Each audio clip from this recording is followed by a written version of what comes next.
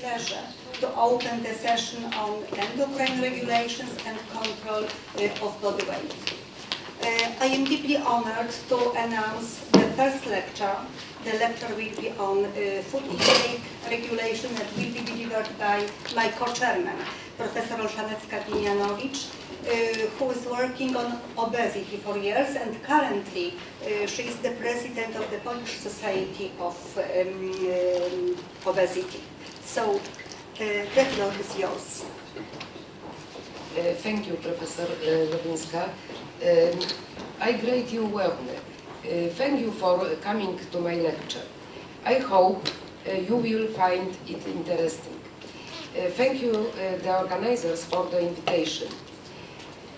A person's energy balance determines his body weight and consequently his physical health and partly his mental well-being. Correct energy balance is maintaining a balance between energy absorbed through food and energy expended on basal metabolism, thermogenesis, and physical activity. A positive energy balance results in the storage of excess energy consumed with food in adipose tissue. The consequence of this is the development of obesity and its complications. The regulation of food intake is a very complex process. Food storage during human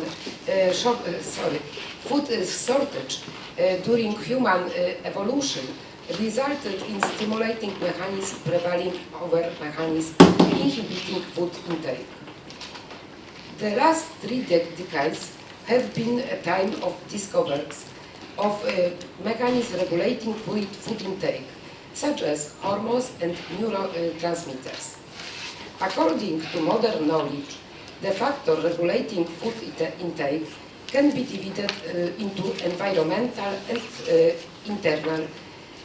The main environmental factors include availability of energy-dense food, the price of food, the appearance and taste of food, and eating habits. Centuries ago, obtaining food of natural origin required a lot of energy. This was the main reason for people to come together in the community. Today, in 5 minutes, with a small expenditure of energy, it is possible to collect an amount of food equivalent in energy to mammoth, which had to be tracked for many hours and involve a larger energy of expenditure. Lower price of high energy food, often of poor quality, cause many people to choose such food for economic reasons. Studies has shown that the main determinants influencing food choice are price and taste. The appearance, smell and taste of food often cause people to eat food even despite they do not feel hungry. Eating habits are formed already in childhood, and what parents teach in this respect often remains a determinant of food choice later in life.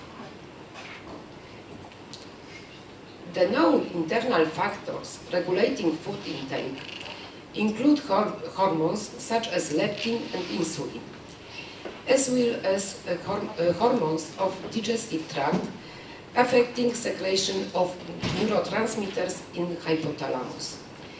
It is regulation of satiety and hunger. Additional mechanisms regulating food intake include the secretion of neurotransmitters in the brain structures in the reward system, responsible for the sensation of appetite. The centers of satiety and hunger are located in the arcuate, ventromedular and lateral nuclei of the hypothalamus. Ghrelin secreted by stomach A cells after emptying the stomach stimulates the secretion of neuropeptide Y and agouti protein in the arcuate nucleus. This results in inhibition of melanocortin type 4 receptor in the ventromedial nucleus and stimulation of orexin release in the lateral nucleus. This result is a feeling of hunger, while other gastrointestinal hormones, primarily GLP-1 and PYY, that secretion by intestinal cells increases after eating a meal, stimulate the secretion of propiomelanocortin and cocaine-amphetamine-related transcript in the arcuate nuclei of the hypothalamus, which results in the activation of melanocortin receptor type 4 in the ventromedular nucleus and the feeling of satiety. Other neurotransmitters associated with regulation of food intake acting outside the hypothalamus include dopamine and endogenous opioids, serotonin, gamma-aminobutyl acid, histamine, acetylcholine, noradrenaline, and endogenous cannabinoids.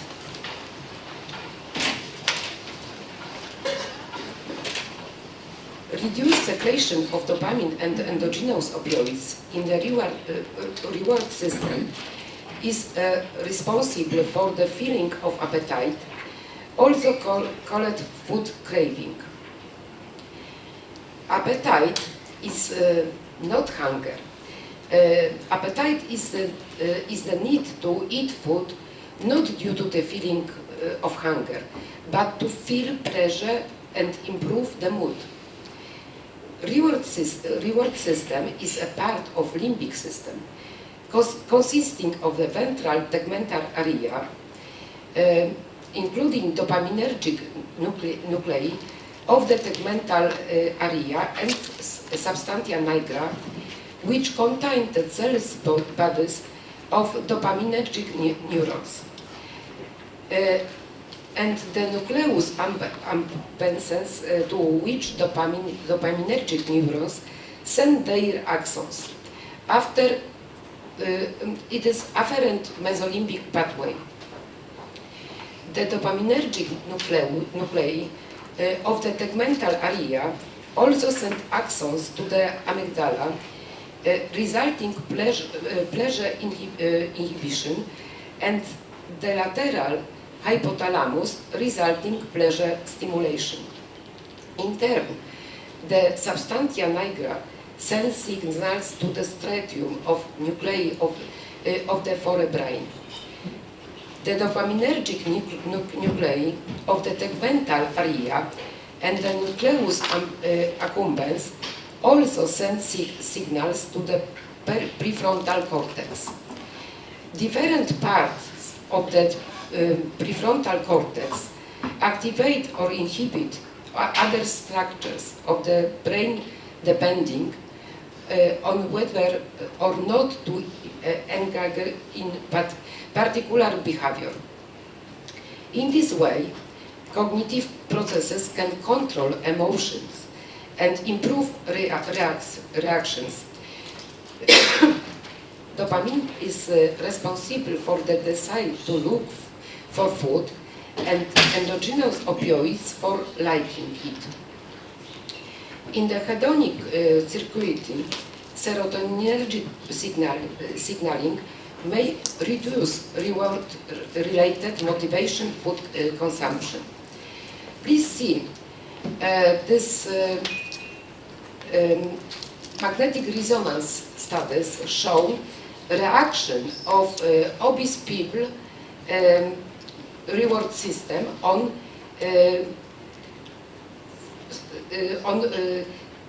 food This is the same as a reaction of people using cocaine. Reward system reacted similar in both people, obese and using cocaine. Another is a reaction of a reward system in subjects without obesity and without using cocaine. What is important? The diet rich in fats and some carbohydrates, as well as poor in dietary fiber, reduce the basal and postprandial secretion of GLP-1 and PYY. The effect is a delay in the postprandial feeling of satiety and increase food intake. The increasing constant of visceral fat tissue in the body results in the increase in leptin concentration in the blood, but also in leptin resistance in the central nervous system. The result is a disruption of its ability to inhibit food intake. In turn, changes in the secretion of neurotransmitters in the reward system contribute to occurrence of disorders such as emotional eating, binge eating disorder, and night eating syndrome. The determinants involved in emotional eating include personality traits associated with function of prefrontal cortex that determines function of reward system. Moreover, personality traits determine susceptibility to stress and related to its function of reward system. Furthermore, both personality traits, function of prefrontal cortex, and function of reward system determine coping with stress. Emotional eating is an ineffective method of coping with stress. Factors that determine the development of binge eating disorders are complex. Both genetic predisposition and personality traits, as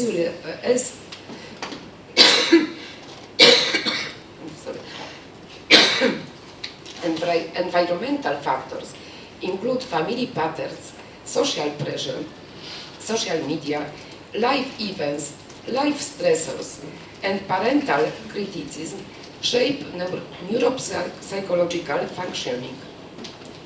Function of the reward system and behavioral patterns. Disturbances in environmental factors may result in depressive mood associated with dysfunction of the reward system and the development of binge eating disorder.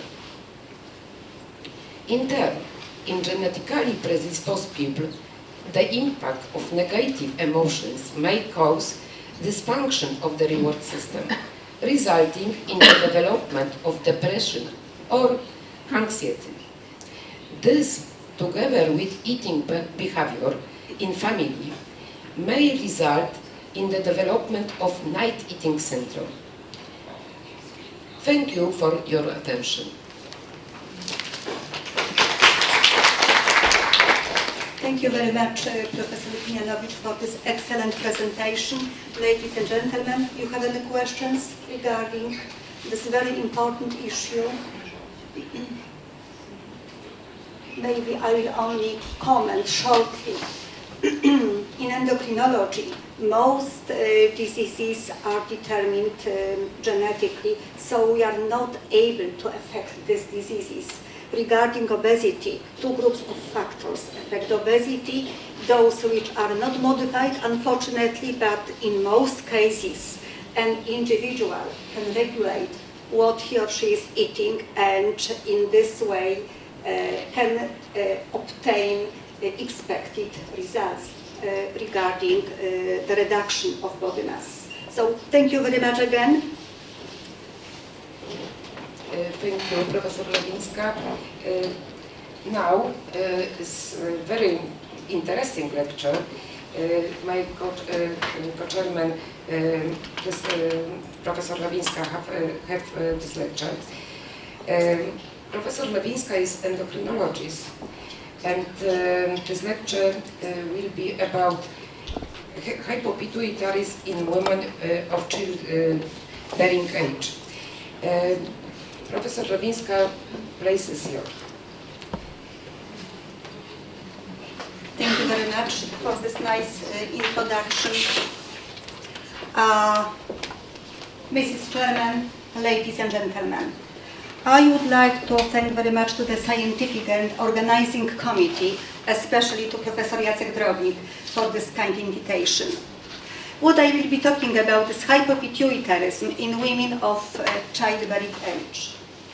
Hypopituitarism is a rare disease, but you should know that this issue is one of most basic in endocrinology. So if you understand hypopituitarism, this means that you know a lot. I think that half of endocrinology. During pregnancy, morphology and function of the pituitary gland changes substantially, with the most spectacular change being hyperplasia of cells producing prolactin.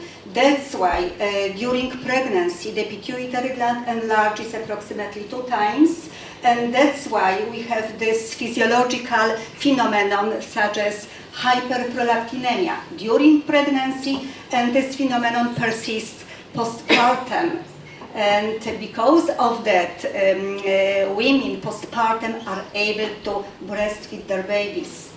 Regarding hypopit patients, unfortunately, they are not able to breastfeed their babies naturally. But it doesn't matter, it's not very important in patients with multi-hormonal hypopituitarism. We have excellent milks, artificial milks. Regarding LH and FSH, they are completely inhibited from the very beginning of pregnancy. This is physiological phenomenon. Growth hormone is gradually suppressed from the very beginning of pregnancy because placental isoform of growth hormone is produced. And since mid-gestation, growth hormone is completely suppressed, so there is no pituitary growth hormone. TSH is gradually suppressed by human chorionic gonadotropin, ACTH and cortisol. These hormones increase by 20 to 40% during pregnancy, in the second part of pregnancy. And this is of great importance because you know how important cortisol is in each individual, especially during pregnancy. So this physiological increase has such a consequences that in hypopit patients, in the second half of pregnancy, we should increase the dose of hydrocortisone, which is typically used as a replacement therapy with glucocorticosteroid. Placenta is an additional endocrine gland which produces numerous hormones, you know that, such as human chorionic gonadotropin, which is the first hormone during pregnancy. And on the basis of this hormone, we can confirm pregnancy. Also estrogens, as I mentioned before, placental form of growth hormone, which is very similar to the pituitary growth hormone. Etiology of hypopituitarism. Hypopituitarism in pregnant individuals is a rare condition. I said this before. It occurs either from the very beginning of pregnancy, usually as multi-hormonal hypopituitarism, which suggests that the patient conceived when being on adequate replacement therapies. Or it develops during pregnancy, either as a new event or pregnancy reveals limited pituitary reserve. In women of childbearing age, hypopituitarism usually develops after surgery or radiotherapy due to tumors localized in hypothalamic pituitary area. This can be also congenital hypopituitarism, which is genetically determined, and this can be isolated or multihormonal. Women with a history of pituitary tumors who are planning pregnancy usually have already received radical treatment. So in such patients who are planning pregnancy, hypopituitarism is defined. Hypopituitarism usually develops gradually, especially when it results from tumor compression. In general population, there is a typical sequence of particular pituitary deficiencies. I am talking now about general population, but the same can happen in case of pregnant patients. The first deficiency is usually growth hormone deficiency, followed by LH and FSH deficiency. The next one is TSH deficiency, and the last one, regarding important hormones, is ACTH deficiency. Why we have such a typical sequence? There is one hypothesis which will be never proved because it's impossible, but this hypothesis is highly probable, saying that during phylogenetical development in humans, such a protective mechanism developed to protect an individual but not a species. That's why cells producing ACTH, which regulates adrenals, are protected for a long time. How hypopituitarism affects fertility? Infertility in patients with hypopituitarism results from disturbances of hypothalamo-pituitary gonadal axis. This is obvious, but not only. Actually, all other pituitary axes are important. Two main forms of hypopituitarism in women of childbearing age are considered. Childhood onset hypopituitarism, which develops before puberty, and adult onset hypopituitarism. In female patients with childhood onset hypopituitarism, morphological abnormalities of reproductive organs are observed. Patients with hypopituitarism diagnosed before puberty have smaller uterus and smaller ovaries. But what is very important, in case of multi-hormonal hypopituitarism, so deficiency of different pituitary hormones, we observe worse fertility outcomes comparing to isolated gonadotropin deficiency, which strongly suggests that all pituitary hormones affect fertility and generally reproduction. In most patients with hypopituitarism who receive appropriate hormone replacement therapies, assisted reproductive techniques are required. However, some patients are able to conceive spontaneously, and this is observed and described in the literature. Diagnostic procedures, we should always start to exclude or to confirm adrenal insufficiency is most important. This is based on confirming that morning cortisol is below a certain level, usually 3 micrograms per deciliter is accepted, and this is diagnostic for adrenal insufficiency, generally adrenal insufficiency, also primary form. Together with low ACTH, this is diagnostic for secondary adrenal insufficiency in case of any doubts, but also sometimes from the very beginning. We can start from a dynamic test by giving synthetic ACTH, which in healthy individuals should stimulate adrenal cortex. This test can be also done during pregnancy. It should be taken into account that cortisol concentrations increase throughout pregnancy by 20 to 40% in the second half of pregnancy. So, in pregnant patients with hypopituitarism, cortisol concentration can be falsely normal, especially in the second and third trimester. And now, secondary hypothyroidism. This diagnostic seems to be very obvious and easy, but it is actually not. Theoretically, in case of secondary hypothyroidism, together with low FT3 and FT4, so free fractions of thyroid hormones, also low TSH is expected. But in most cases, according to some authors, even in more than 80% of patients, TSH is in normal ranges. So it's difficult to diagnose secondary hypothyroidism. Gonadotropin deficiency results in hypogonadotropic hypogonadism, and this is characterized as expected by low LH and FSH, but sometimes these hormones can be normal again. And of course, estradiol will be low. And growth hormone deficiency, this point is very important, because we shouldn't diagnose pregnant patients with growth hormone deficiency. It's impossible to, it doesn't make sense to start these diagnostic procedures during pregnancy. The gold standard to diagnose growth hormone deficiency is still insulin tolerance test, which, as you expect, is associated with severe hypoglycemia. That's why this test should not be performed during pregnancy. So we can only consider to continue the treatment with growth hormone in patients who were diagnosed before with growth hormone deficiency. In patients with pregnancy onset hypopituitarism, only 2 pituitary deficiencies should be confirmed: secondary adrenal insufficiency and secondary hypothyroidism. It is recommended that pregnant women with diagnosed hypopituitarism should have regular clinical and hormonal follow-up by an endocrinologist and practically all caregivers.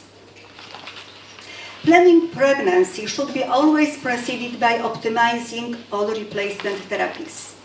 There is no evidence suggesting worse pregnancy outcomes regarding number of live births, malformations, duration of pregnancy and others in patients with hypopituitarism when being on adequate replacement therapies. Now we'll focus on treatment of hypopituitarism.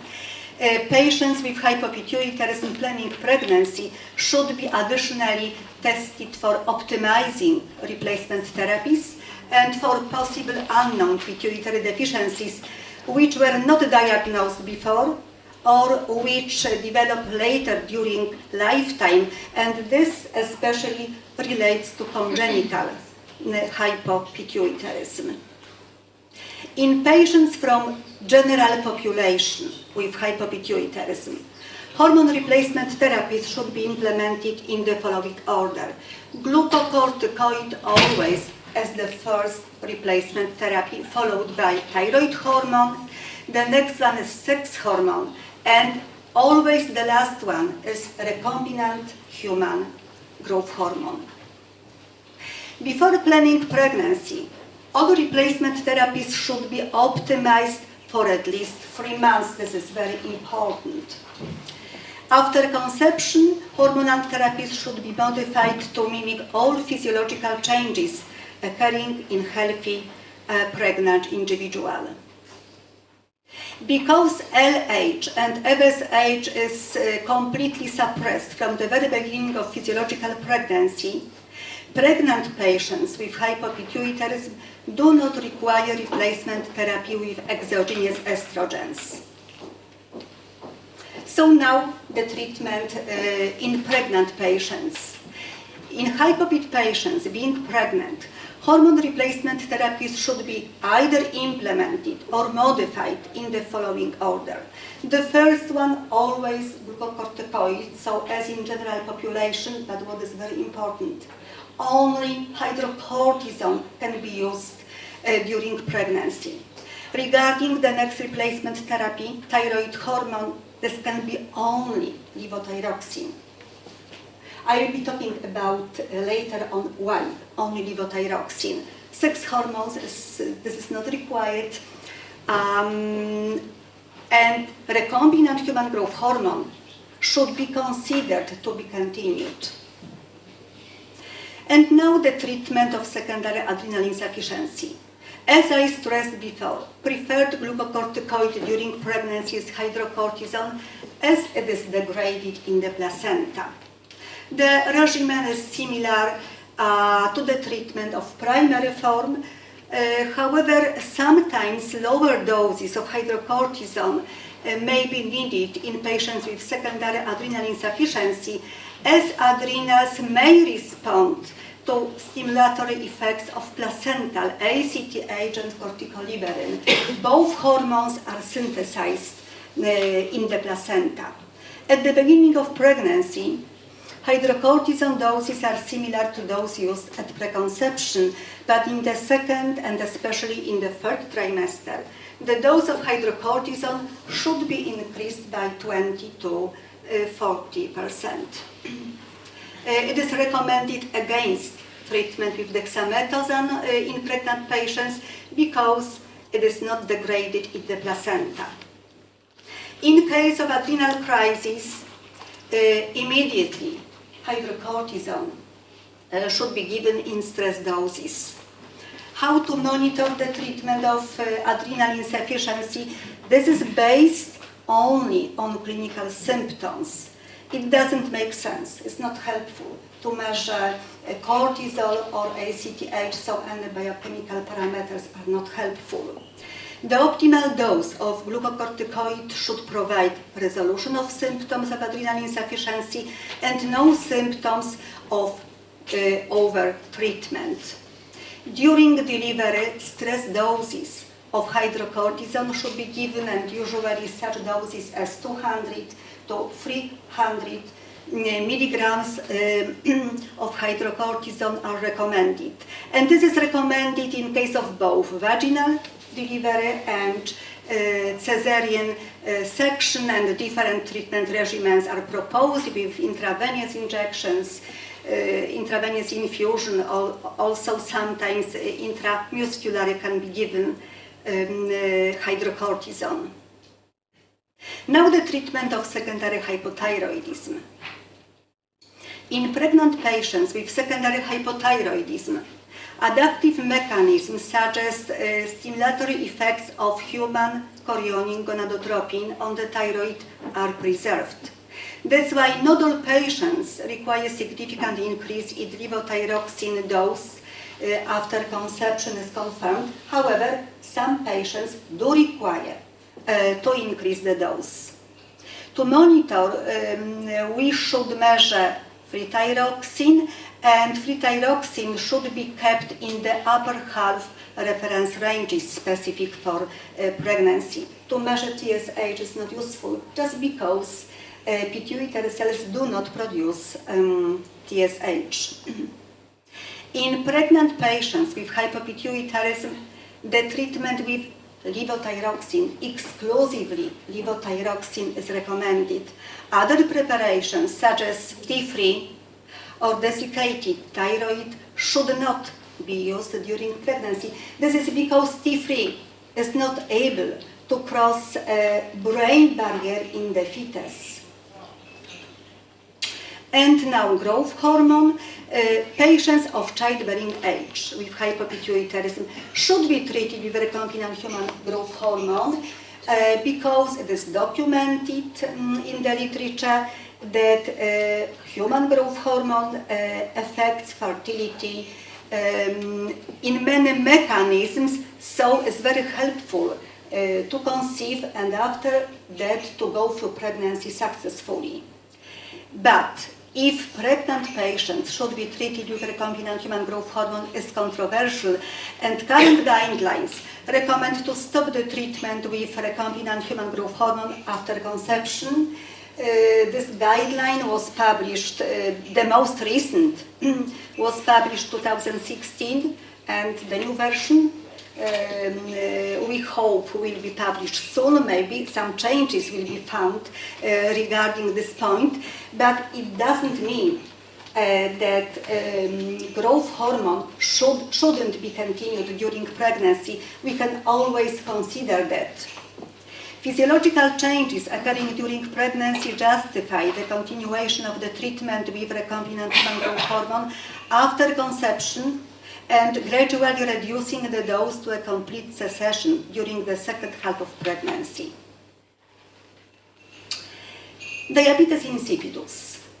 Central diabetes insipidus can be a part of multi-hormonal hypopituitarism or is isolated. Central diabetes insipidus is usually diagnosed before pregnancy. In some individuals, pregnancy may unmask partial diabetes insipidus, which previously was not clinically relevant. Central diabetes insipidus may not affect fertility. Patients with pre-existing central diabetes insipidus can have successful pregnancies with spontaneous deliveries. Central diabetes insipidus should be suspected when signs and symptoms appear early during pregnancy, because if it develops at the end of pregnancy, this strongly suggests that diabetes insipidus is associated with physiological process, the activity of placental vasopressinase. This is also observed in absolutely healthy individuals without hypopituitarism. The treatment is the same as in general population. Analog of vasopressin called desmopressin is recommended and is safe during pregnancy. In patients treated at preconception, desmopressin should be continued during pregnancy with the use of the same or slightly higher doses. And in this table, I would only like to point again important changes regarding replacement therapies. What should be changed after conception is confirmed. So at preconception, just the same treatment as in general population. However, if the patient is on different than hydrocortisone replacement therapy, this should be switched to hydrocortisone immediately. In the first trimester, perhaps in some patients, levothyroxine dose should be increased and recombinant human growth hormone may be continued. This should be considered. In the second half of pregnancy, especially in the third trimester, the dose of hydrocortisone should be increased, as I stressed before several times, and of course growth hormone shouldn't be continued since mid-gestation. During delivery, both vaginal and cesarean section, stress doses of hydrocortisone should be given, and postpartum we should use again the same doses of replacement therapies as at preconception. The question arises, what are the consequences of panhypopituitarism on pregnancy outcomes?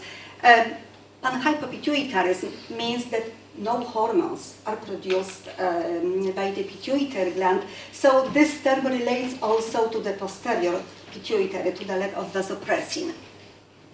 A very nice retrospective analysis was performed in which women with panhypopituitarism were compared to healthy individuals, and no significant differences in the risk of gestational hypertension, gestational diabetes mellitus, placental abruption or preterm delivery were found, which suggests that pregnancy outcomes of women with panhypopituitarism are comparable to those of the general population.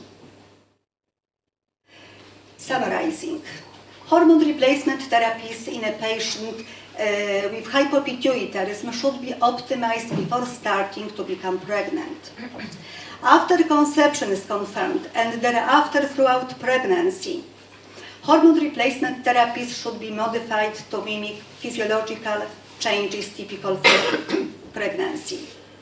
At preconception and during pregnancy, hydrocortisone should be used to treat secondary adrenal insufficiency, only hydrocortisone, and regarding hypothyroidism, exclusively levothyroxine. In patients with hypopituitarism, The treatment with recombinant human growth hormone should be performed at preconception, and it can be considered during pregnancy. Pregnancy outcomes of women with multi-hormonal hypopituitarism being on appropriate replacement therapies are comparable to those of healthy individuals. This is the cover of the book entitled Thyroid Diseases and Pregnancy. I am the editor of this book. I am showing this cover because this cartoon was drawn by two children who were 8, 9 at that time. They were drawing the cartoon. The baby is saying, "This is the thyroid of my mom, and this is my thyroid." Unfortunately, I do not have a book on pituitary diseases and pregnancy, but hopefully will be prepared soon. Thank you very much. Thank you very much, Professor Lewińska, for this interesting lecture. Have you any questions? Please. Thank you for this lecture. I wanted to ask about glucocorticoid replacement therapy. Are there any studies that compare hydrocortisone with prednisone? Because we know that prednisone has a longer action and it doesn't require that many doses and it's relatively cheaper. So do you know about any comparison with prednisone? So maybe let's start from the price of the medication. Yeah, prednisone is relatively cheaper, however, still hydrocortisone is very cheap.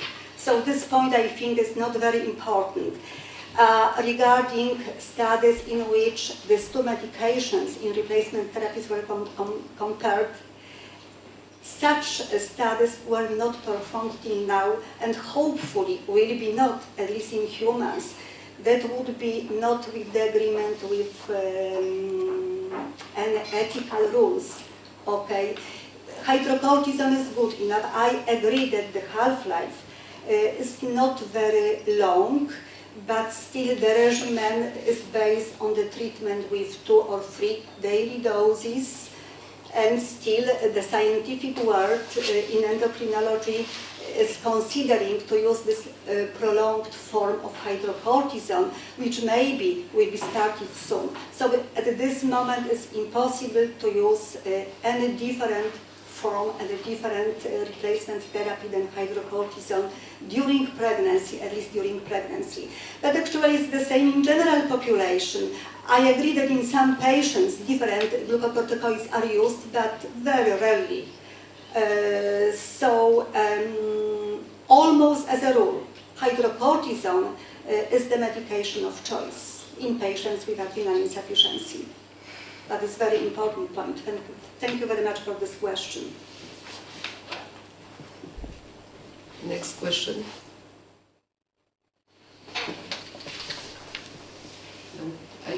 I have one question because for me it's interesting. What is the rate of conception among women with hypopituitarism? Actually, is comparable to general population.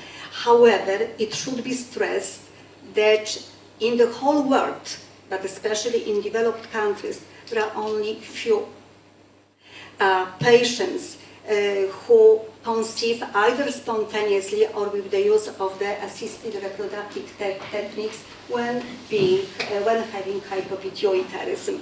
So generally, the rate of pregnancy is very similar. Naturally or in vitro fertility? Okay, yeah, this I mentioned before, both. So in most cases we decide on assisted reproductive techniques, especially in vitro fertilization, but these patients are able to conceive spontaneously. You know, they do have not only hypopituitarism, they have psychological barrier as well. That's why these difficulties with obtaining pregnancy are higher than in general population. Thank you very much, Professor Lewińska. Now we have oral presentation.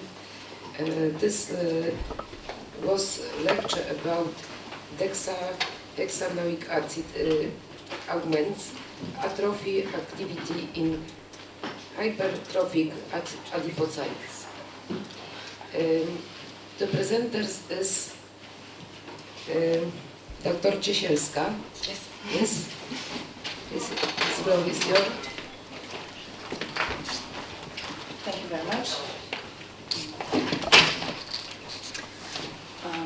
So as was mentioned, the theme of my presentation is docosahexaenoic acid that augments autophagy activity in hypertrophic adipocytes. And this study was funded by the National Center of Science. So I want to start with some microautophagy introduction. As you may or may not know, that microautophagy is an intracellular recycling process that enables degradation of protein aggregates and damaged organelles with the participation of lysosome. Is the most well-known type of autophagy, and it also consists various of steps.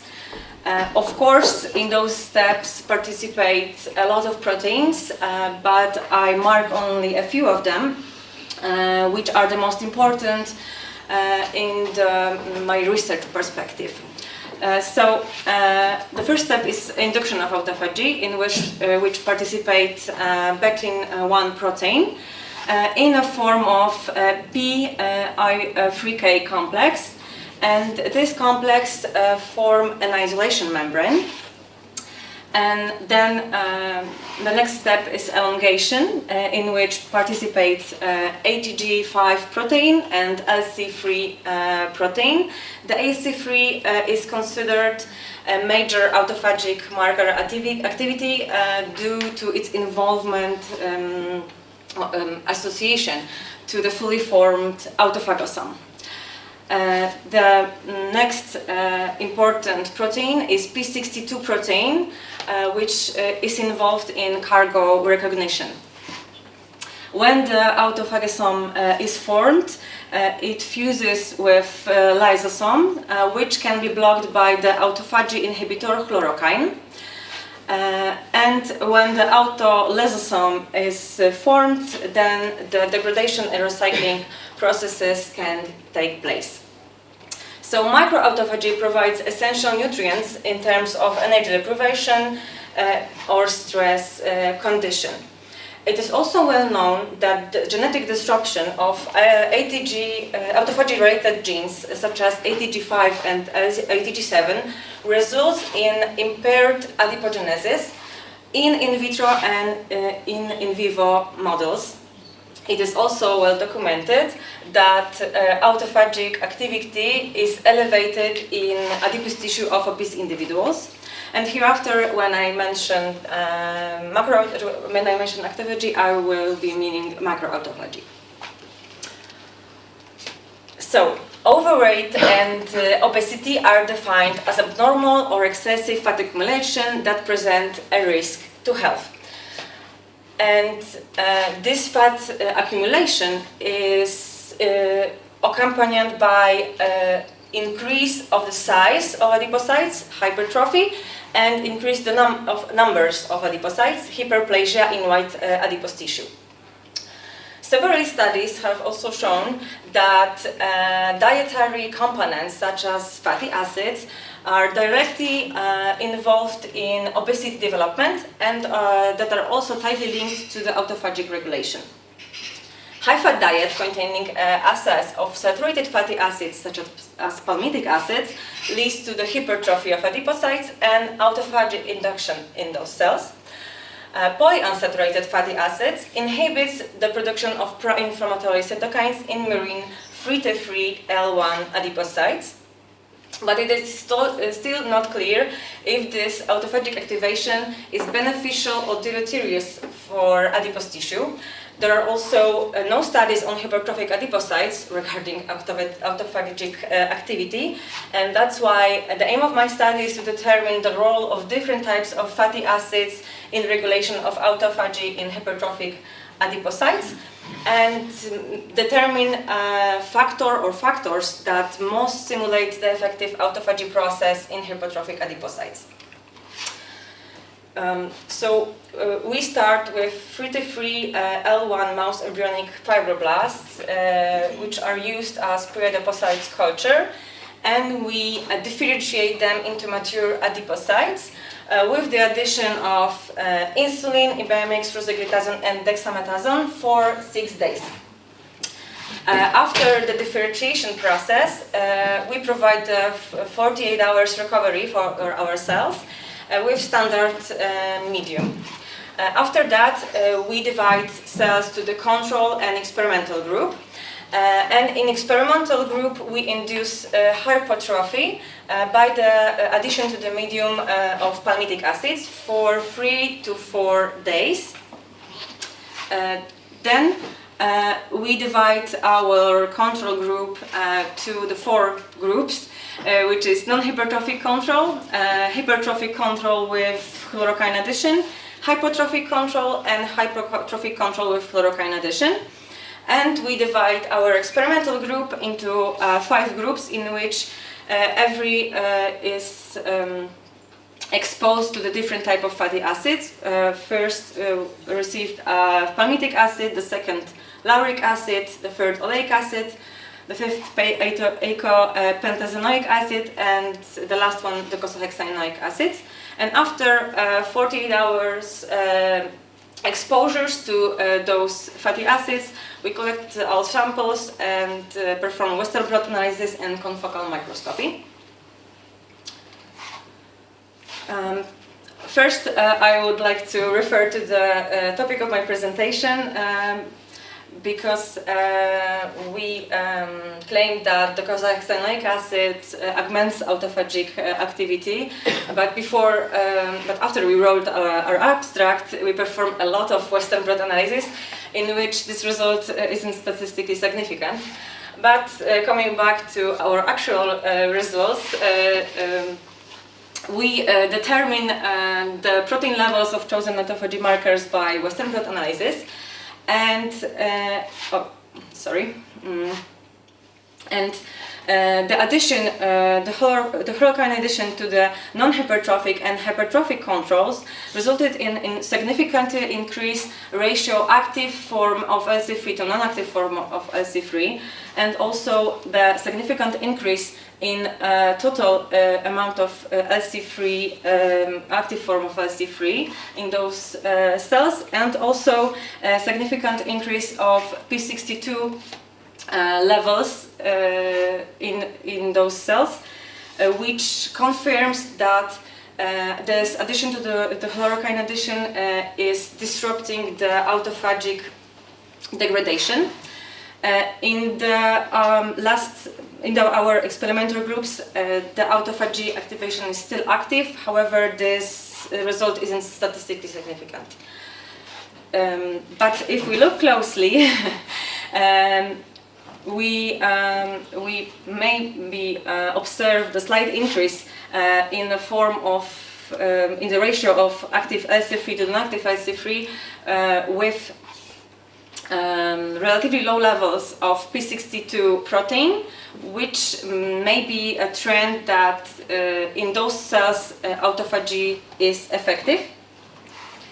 And also, if you look closely at the cells treated with palmitic acid and lauric acid, we can observe that with basal level of ratio active to non-active form of LC3, we observe also a slight increase in P62 levels, which may be a trend that in those cells autophagic activity is disrupted.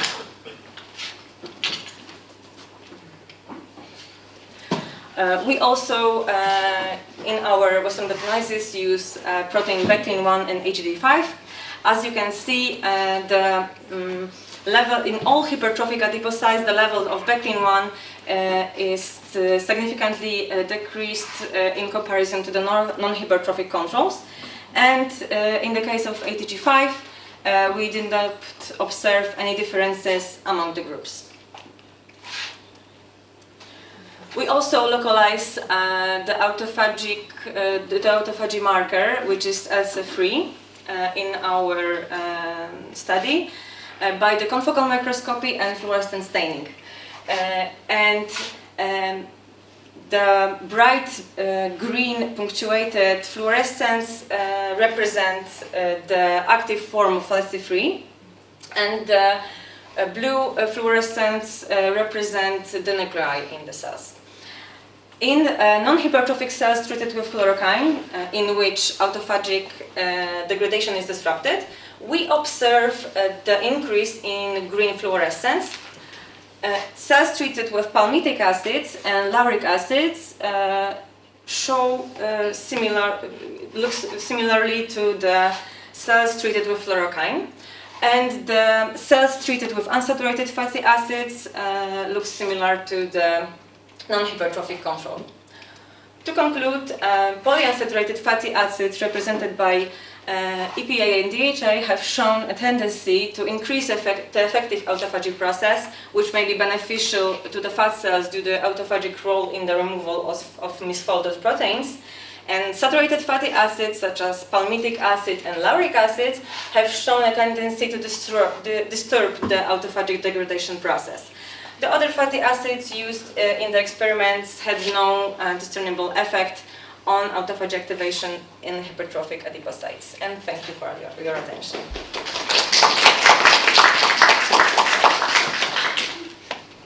Thank you very much for this interesting presentation.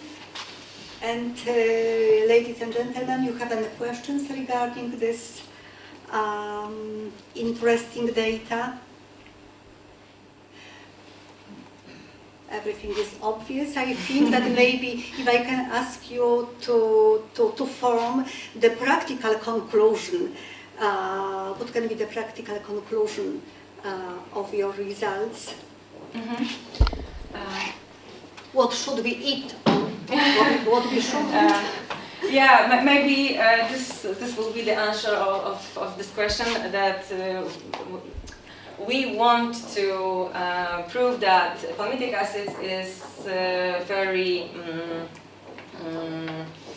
that palmitic acid disturbs the autophagic activation in fat cells, and that's why it should not be consumed by humans or even animals, and that eicosapentaenoic acid and docosahexaenoic acids have this anti-inflammatory effects on those cells. And that's why we conduct the studies, and we hope that we can confirm this results. So. Yeah. Thank you. This conclusion is that this second action, this fatty acid, yes? Next action. Your study showed that additional action of fatty acid, yes? One yes. mechanism more. Yes, yes. You just, Please. Have you any idea the mechanisms of action of why this group of fatty acids you have different effects? What's the mechanism of this? They bind to receptors or?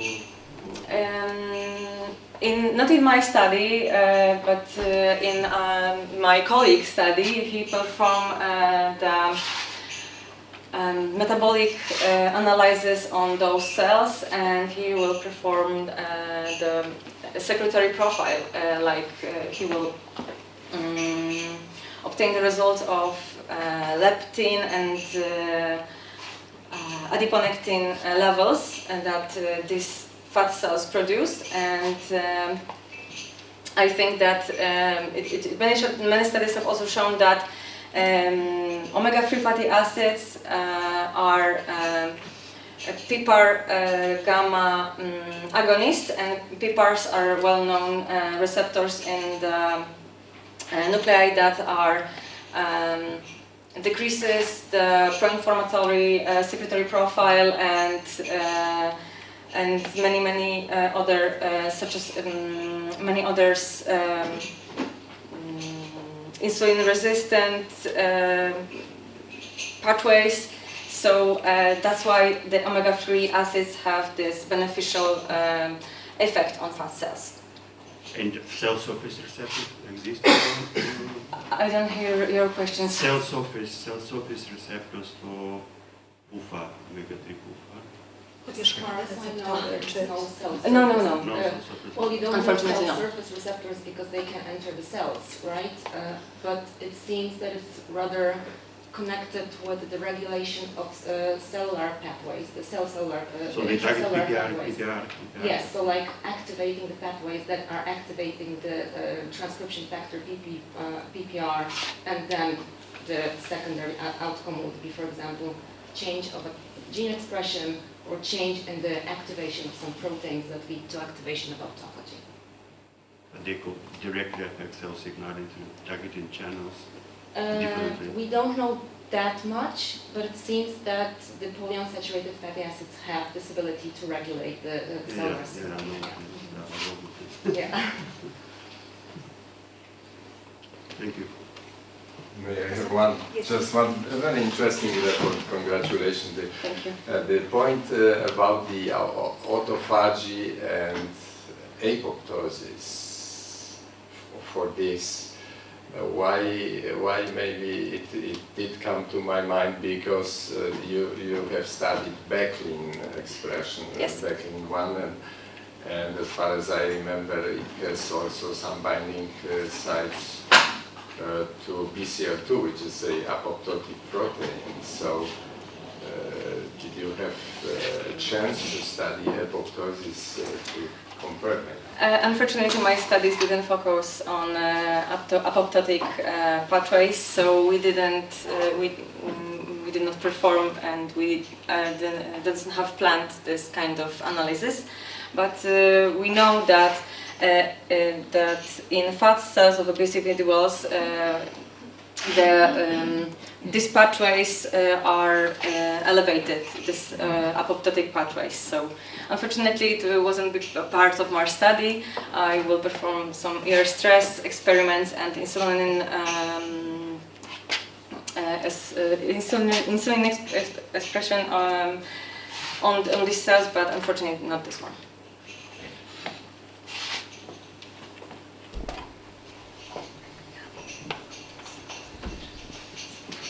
So, ladies and gentlemen, we would like to thank for your active participation in the session, and we are closing the session. Thank you very much.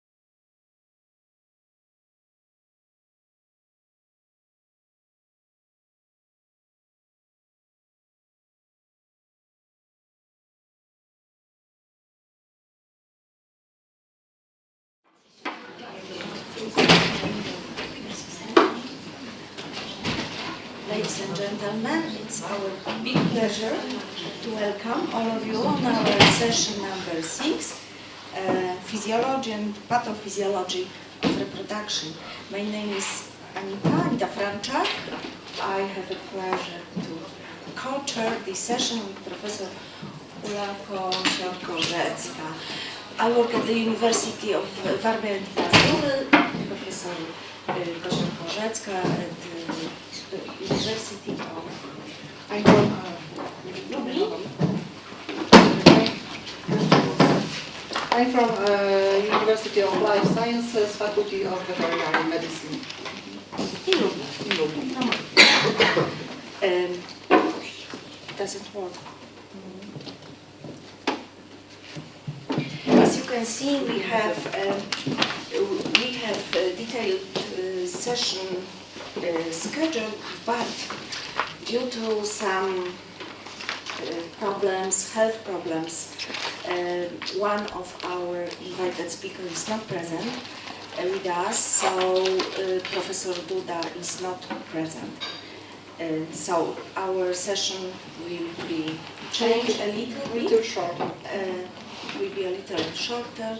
So we propose to start with our invited speaker, the first one, and next oral presentations until the break for lunch.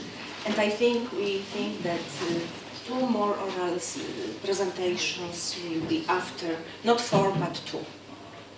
Okay, will be after the lunchtime. If it's okay. That's Are you agree for such changes in organization? Yes, thank you so much. Thank you so much. And now we have a great pleasure to welcome our speaker, Dr. Kasun Godakumara, originally from Sri Lanka, Sri Lanka, but now from Estonia. Kasun worked in the lab of Professor Alireza Fazeli. We met Professor Fazeli in Szczecin. I remember it was in Szczecin. It was 9 years ago. 9 years ago.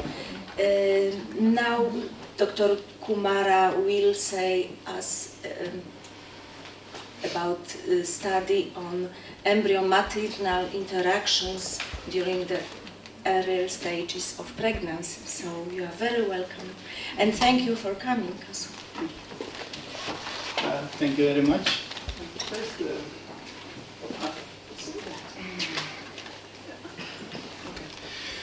Thank you very much.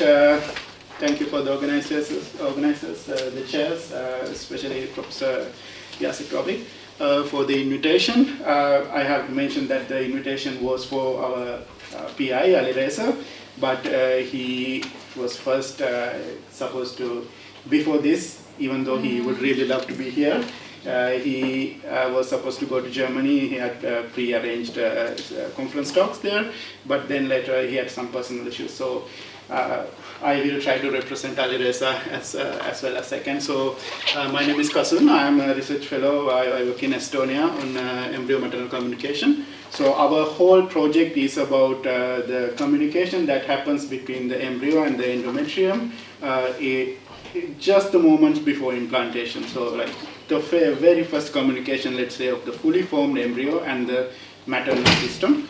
So we call this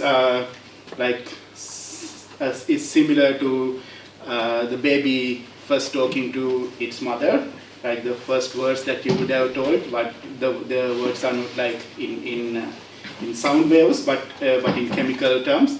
So this is why I say, what did you tell your mother, so that you are here. So you have said something good that your mother has accepted you.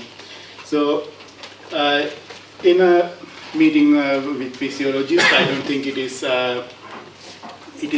very necessary to tell you that the maternal system should be recognizing the embryo as a foreign entity, since it is half mother, half father, and it's making its own proteins and its own antigens. So, in normal course of events, the mother should be rejecting this embryo and treating it as a foreign body, attacking it like all the immunological sequences that will happen, but for some reason the mother accepts the embryo as her own and even lets it implant inside and invade all the way, in the endometrium. So there are many, this phenomenon has been known for a long time, and there are many theories and hypotheses how it works, and a lot of research has been done and a lot of discoveries has been made. But we are thinking about focusing on the theory about embryo-maternal communication taking part in this induced immune tolerance or induced immune negligence in human implantation. So again, it is a pretty well-known picture here that implantation, the embryo, apposition, adhesion, and invasion, and it is the embryo-maternal communication, which is not a new thing. People have been studying, like endocrine-mediated communication and paracrine and receptor ligand-based communication. But maybe there is something else. Maybe there is another facet to this communication, because this is all well known and people are studying, people have studied it, people are still studying it, but maybe there is another one. So at the moment the picture is kind of like this. So the embryo and the endometrium, and then embryo puts up all these biomolecules to the endometrium and changes the endometrium so that it is receptive and it will accept the embryo without rejecting it. So this is what we think that happens. And so we call this the first language. It is also not a new term, first language. People have been calling this the first language for a long time, but we kind of resurrected it and we have been using it to describe this phenomenon ever since. And so it's the first language, we call it, between the mother and the baby. And first we try to see what are these biomolecules that are transferred between the embryo and the endometrium, or if there are any biomolecules actually being transferred between the embryo and the endometrium at all. So we labeled the RNA in the trophoblast, and we tracked the labeled RNA all the way through the peri-conception environment and all the way into the endometrium, and we were able to see that there were many RNA that were actually transferred from the embryo to the endometrium. So this was our first paper on the whole phenomenon. So, and considering RNA, because RNA is not like very strong, robust molecule. Anyone who has ever worked with RNA would know that it is like very labile. You have to be very careful when working with RNA. So how are RNA actually being transferred from the embryo to the endometrium, since we have seen that it is being transferred? So that is when we thought about extracellular vesicles. So I will give a little bit of an introduction to extracellular vesicles if you know about them, so please bear with me. So extracellular vesicles, they are produced by all the known cell types, like all the way to neurons. Any known cell type produces extracellular vesicles. There are different types of extracellular vesicles, but for the purpose of this talk, I will just keep it to the term extracellular vesicles. You may have heard the term exosomes as well. So extracellular vesicles, they are produced by cells, and they contain a lot of RNA, DNA, and proteins as cargo, and also on the surface, and also attached to it loosely called the extracellular vesicular corona. So this is probably a very good way to transfer very labile molecules from one cell to another, and this is why extracellular vesicles are known for intercellular communication. So we were thinking maybe extracellular vesicles have something to do with embryo-maternal communication. So we again collected some embryos, but this time we just got the extracellular vesicles only, and got rid of the embryos and added the extracellular vesicles again to the endometrium, and we were able to see the same kind of transfer, same kind of RNA transfer happening between the embryo and the endometrium. So it is like the embryo has sent a letter to the endometrium, kind of like, I'm coming in a few minutes or few hours. So endometrium has changed because of this. So we were able to publish this as well. And so this is how we did it. So we made a spheroid, 3D spheroids with trophoblast cells, and we made 3D spheroid fit non-trophoblast cells as a control, and we collected extracellular vesicles, and then we incubated the extracellular vesicles with the endometrial analog kind of base layer, and we made sequencing of what is inside the extracellular vesicles and also what happens to the target cells. So we were able to see that extracellular vesicles collected from non-embryonic sources will not do much difference to the endometrium, but extracellular vesicles collected from embryonic sources will do a huge difference to the endometrial transcriptome.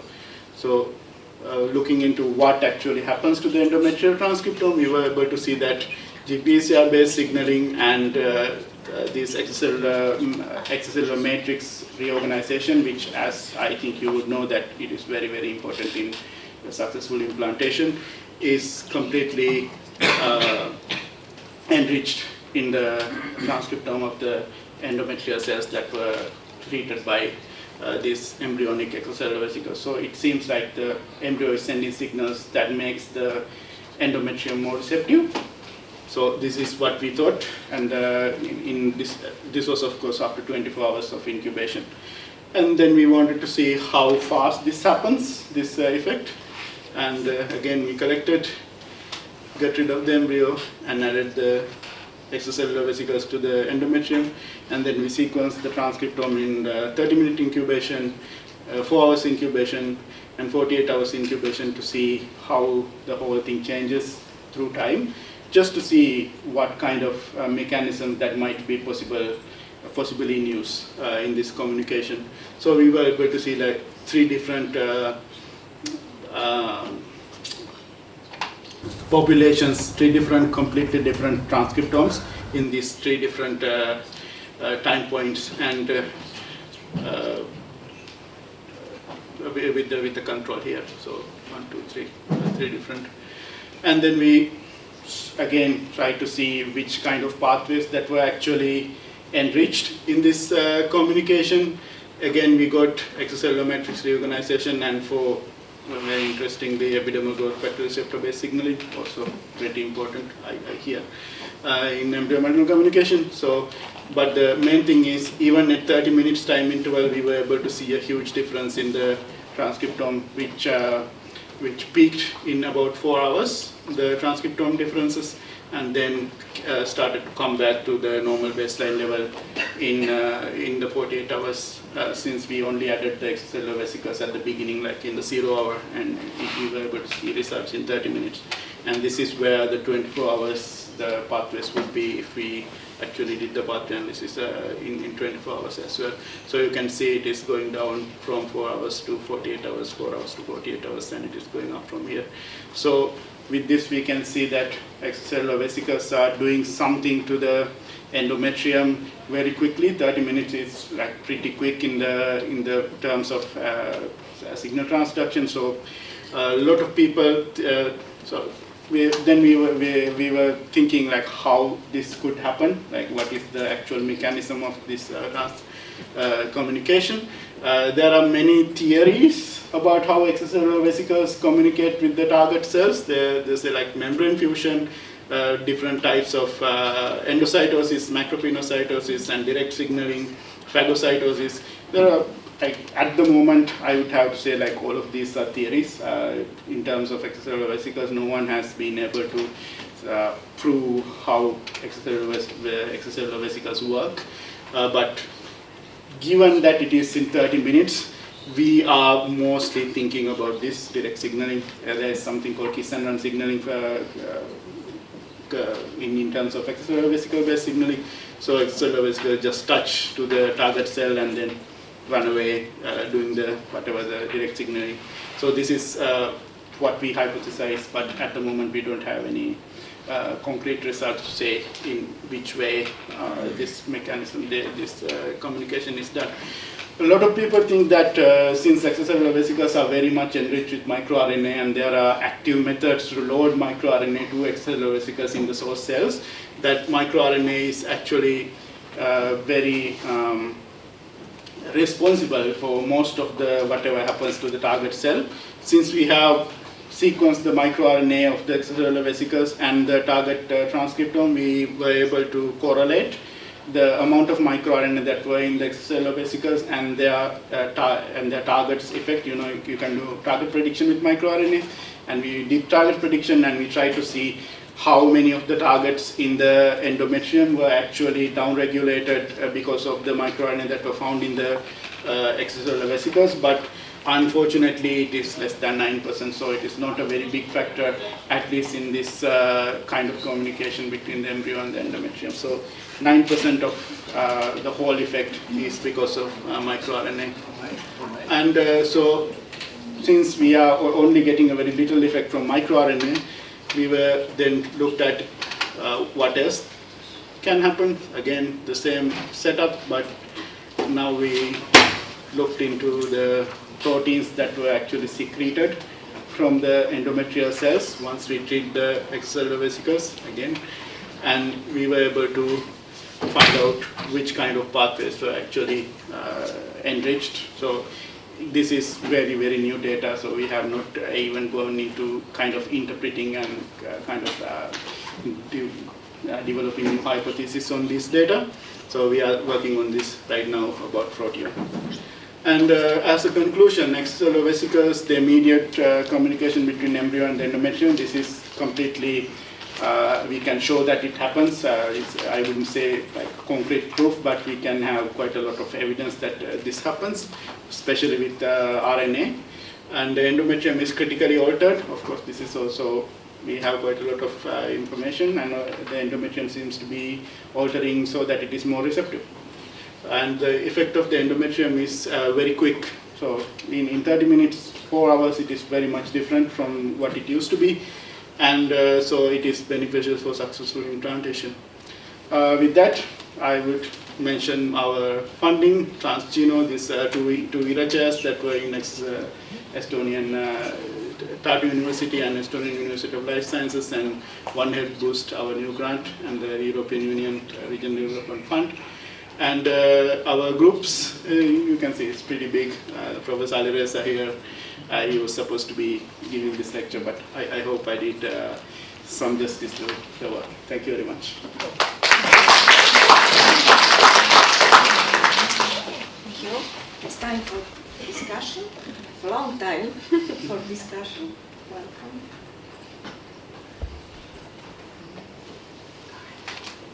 Thank you for your lecture. I wanted to ask if it's rather the extracellular vesicles that suppress the immune system, or do they somehow affect those cells that inhibit the action of the immune system, or is it a mix of both? I believe it would be a mix of both, because extracellular vesicles will be affecting any cell that is in the region, because this is not a very specific kind of a communication. If you put extracellular vesicles from any source into any set of cells, they will be uptaken, but the functional specificity is there. So I think it would be like a combined effect with both cases here.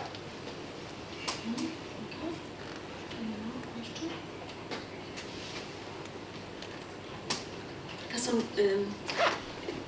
did you consider to look for the effect of extracellular vesicles on myometry during the peri-implantation period? Because this is the other very important tissue in the uterus. Not me, but we have another group in UK, Sheffield. I think at the moment they are doing it, but I'm not really sure about the results. It's not yet published. So we will know in the future what is there. Maybe one more question. Thank you for a great presentation. And because I'm a pathophysiologist, the question is very, very important for me. Is it possible to make some modifications in secretion of extracellular vesicles, to use such modifications in the target therapy in some reproductive disorders? Oh yeah, definitely. Taking into account this mechanism. Yeah, it is theoretically possible, and a lot of people are trying to do this in Sweden, in UK, in USA. Like lot of people are trying to do this, and we have maybe 300 ongoing clinical trials, but sadly at the moment we don't have anything concrete. But I hope within the next year there will be therapies made by this modified extracellular vesicles. I will remember. Yeah. Okay. So you have a unique opportunity to ask our guests. Yes, because the topic is very hot. It's the future, I think, extracellular Maybe. vesicles, maybe. But I am impressed about the title, the latest chapter in the first language. It's really the latest chapter of this latest chapter. Yeah, let's say because of the latest chapter, because the endocrine and paracrine and all of those signaling methods were actually discovered a while ago.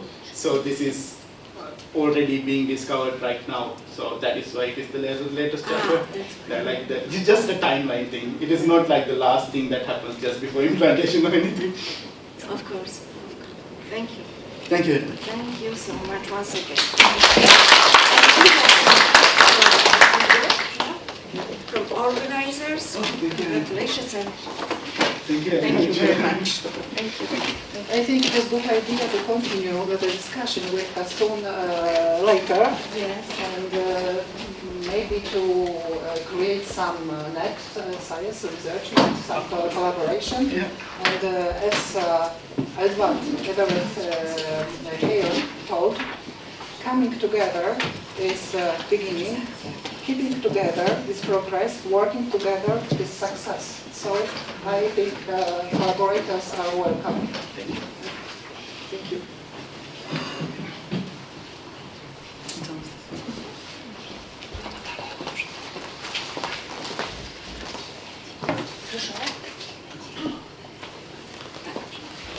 Ladies and gentlemen, it's time for oral presentation. We invite Natalia. Sorry. Natalia Krzysiak with the title, let me see it because it's better, The Effect of Nutritional Prenatal and Postnatal Programming on Pituitary Keys, GPR54 expression and puberty ifs. The stage is yours. First of all, I would like to thank you for the opportunity to present the results of our project. The objective of our study was to accelerate puberty rate in twin lumps using a short-term nutritional supplementation of their mothers. And for this purpose, the adult sheep were fed high-protein, barley spent grain during pregnancy and after parturition. Moreover, the changes in the pituitary expression on KIS1 and GPR54 mRNA, leptin and KIS10 concentration in blood plasma, as well as the growth rate in the time of the first ovulation in the control and predisposed to the delayed puberty female lambs were also analyzed. One of the most important factors causing a delay in sexual maturation in sheep is their low birth weight, and it is found mainly in the lumps from multiple pregnancies, and those being the offspring of sheep with a high mother's body weight. And the age at which ewes reach a sexual maturity depends on the critical body weight, the critical amount of subcutaneous and visceral fatty tissue, and the appropriate concentration of leptin in the blood plasma. And the adequate leptin levels is one of the obligatory metabolic signals initiating the puberty process at the level of the hypothalamus. And it is known that the stimulation of gonadal-libering neurons by leptin doesn't occur directly, but via KIS peptins. And KIS peptins belong to the group of neuropeptides and play a crucial role in puberty onset. And the leptin by KIS peptins activates gonadal-libering neurons, leading to the production of gonadal-libering and consequently the production of gonadotropins like FSH and LH.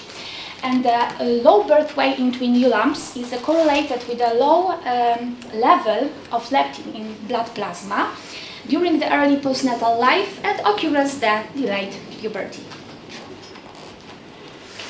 The experiment was carried out in a high prolific SCP sheep, and it were 118 multipairs, cyclic ewes, and 64 ewe lambs. And the experiment was performed for 16 months from August to November of the next year under the natural light and temperature.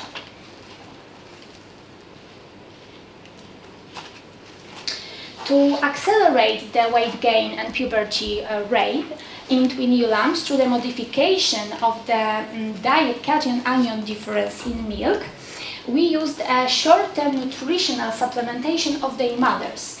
And for this purpose, the adult sheep were fed barley spent grain during pregnancy. And it is a time window during pregnancy, this 75 to 85 days. And during this period, the kisspeptins and gonadal-liberal neurons development take place, or and after parturition. And the selection of the time window for supplementation after parturition was related to the fact that the peak of secretion in milk in adult it occurs around use. Occurs around 20 days of lactation and then decreases. And pregnant sheep were divided into two groups. First group, SCP sheep, with an overage body weight and leptin concentration normal for this SCP population. And the second group, the SCP with a high body weight and high plasma leptin concentration. Next, based on the number of the developing fetuses, two subgroups were identified into each group. And it is S, used with a single pregnancy, 1S, without no factors predisposing to the delayed puberty, and 2S without the one factor, and it was the high mother's body weight. And M, used with the multiple pregnancies, 1M with a multiple pregnancy and 2M with this multiple pregnancy and with a high mother's body weight. Next, at the next stage, due to the origin and the term of a focus feeding, the next subgroups were created. And the K, there was a control group, and the ewes fed in a standard way, with a requirement nutritional during pregnancy and during lactation. DP, use with a focus feeding during pregnancy, DL during lactation, and DPL during pregnancy and lactation. And the lambs were weighed every 2 weeks until the age of 10 months. From all use between the 10th and the 35th day after parturition, milk samples were collected for DCAD analysis. And barley spent grain is a high protein cereal product and with a low DCAD value. And low DCAD value foods cause a lowering of body pH and development of delicate metabolic acidosis, which results in elevated calcium content in milk and elevated in DCAD value. And consumption of the milk with the elevated in DCAD value was intended to accelerate the growth rate. And from 4 to 8 months of age, at monthly intervals, blood samples were collected from the jugular vein for 3 hours every 15 minutes. And the plasma leptin and histone concentration were analyzed by ELISA using species-specific antibodies. The expression of Kis1G54 mRNA was analyzed using real-time PCR. And the results. Changes in plasma leptin concentration. For all groups of lambs, the body weight was positively correlated with the plasma leptin concentration. In 1S group, 1S is used with a simple pregnancy. From 4th to 8th months, the progressive leptin concentration was observed in all groups, and it was positively correlated with the changes in the kisspeptin 10 and the time of the first ovulation. and the highest increase in leptin concentration we observe after 7 months in all subgroups. In 1M and 2S group, 1M with the multiple pregnancy and 2S with the high mother body weight, this is the factors predisposing to delay puberty in use. The increase in leptin plasma concentration was observed after 7 months during the in use with a focus feeding during lactation, and after 8 months in other subgroups. And the last group 2M, used with the multiple pregnancies and high mother's body weight. The increase in leptin concentration was observed after 8 months. However, in other subgroups, from 5 months, the rapid increase in leptin concentration after the completion of 7 and 8 months was observed, and after 8 months reached supraphysiological high values. And in this group, this is very important information, but in this group, the rapid increase in leptin concentration leads to development of leptin resistance, and consequently a lack of initiation in puberty and first ovulation until the age of 10 months. And the changes in plasma kisspeptin concentration. In 1S group, the achievement of kisspeptin 10 around 30 nanogram per milliliter after 7 months was associated in the first ovulation. In 1M and 2S group, the first ovulation was observed after 7 months in subgroups with the focus feeding during lactation, and in the other groups after 8 months. And the last group in 2M, the first ovulation was observed after 8 months in use with the focus feeding during lactation.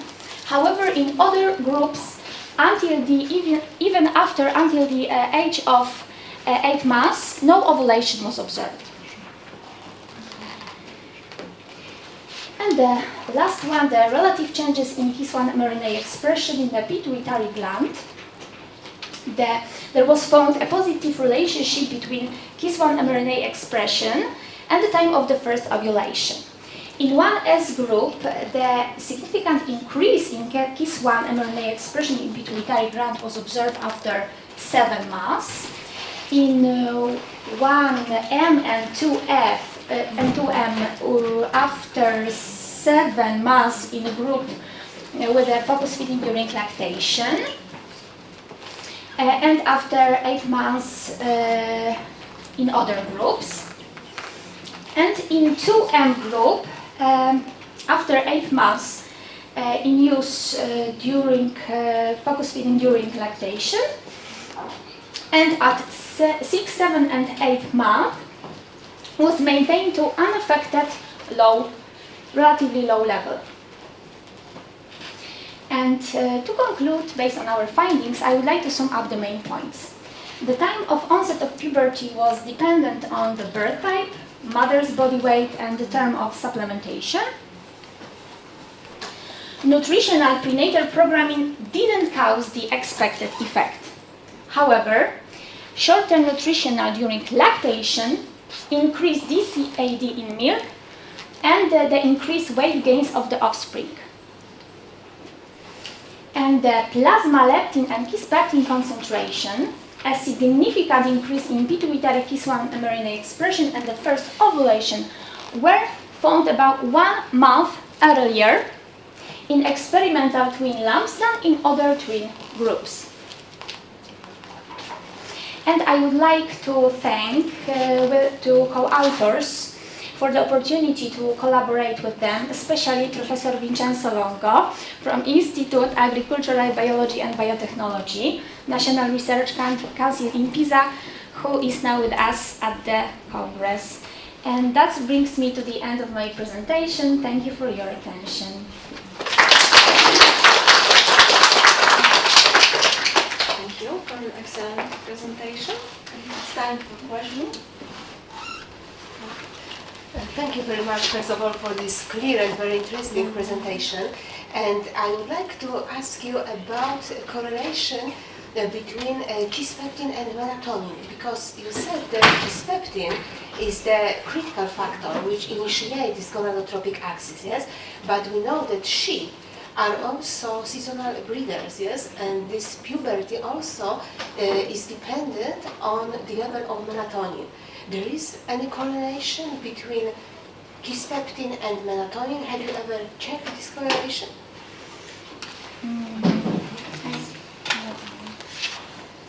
Thank you for your question.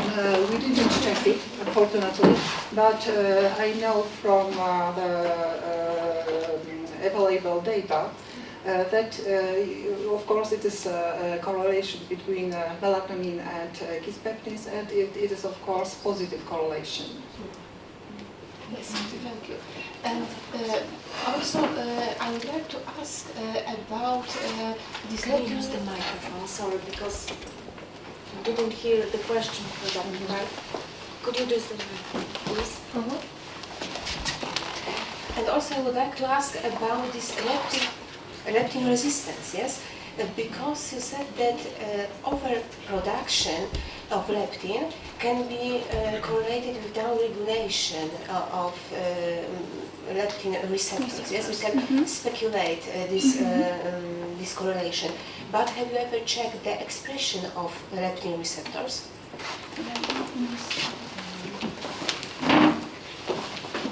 I'm also co-author of this experiment. Yes, of course, we check expression of two isoforms of leptin receptors, OBRA and OBRB, the full-length receptors. And in the case of a group with two risk factors, we observe downregulation of leptin receptors. So I think under the influence of very high, pathologically high leptin concentrations. Thank you very much.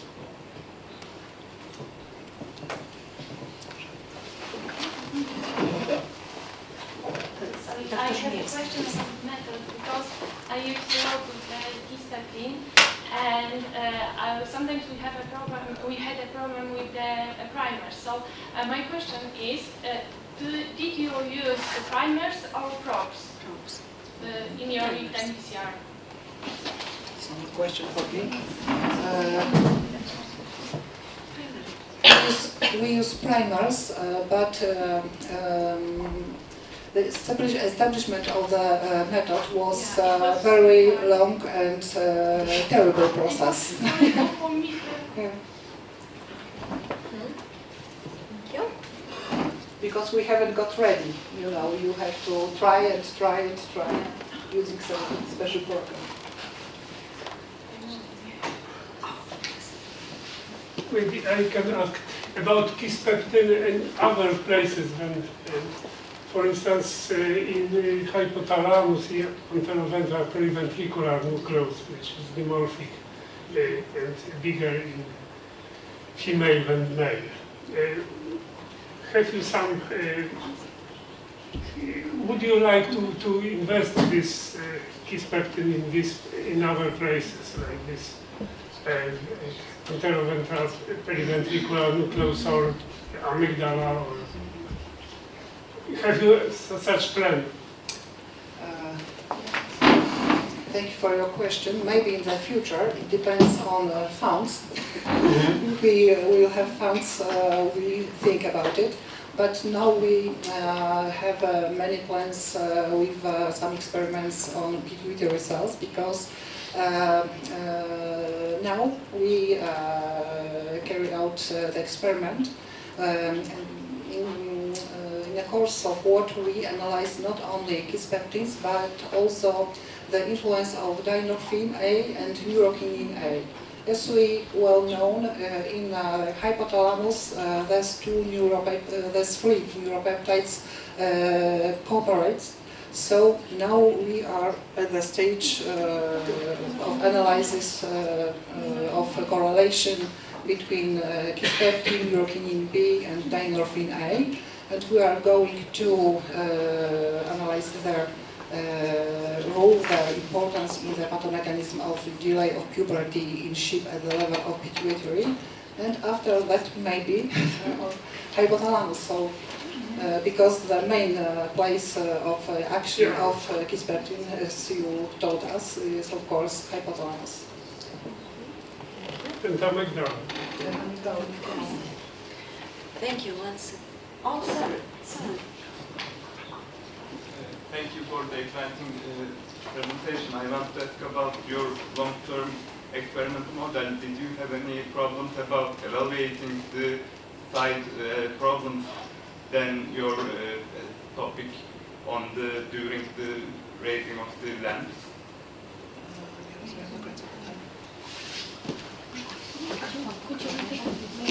Ale to jest na kraju. Could you please repeat the question? Due to the long-term experimental model, did you have any conflict about evaluating the other problems of the lamb's health problems, etc., than your original experimental? Zdrowotne ze zwierzętami.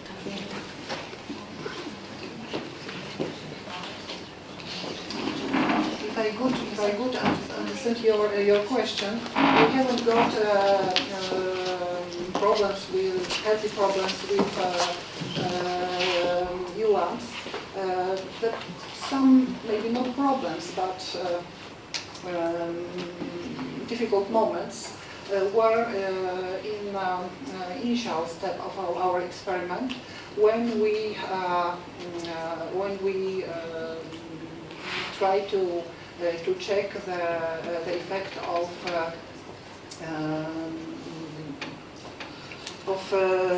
mother's feeding.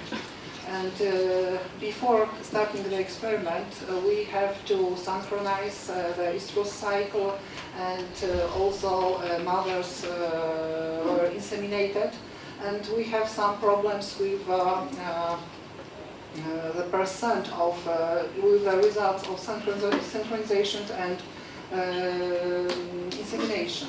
So at the start we have 128, if I would remember, mothers, and after synchronization it was about 122, and after insemination 118. After that we haven't got pretty high, actually. Thank you so much.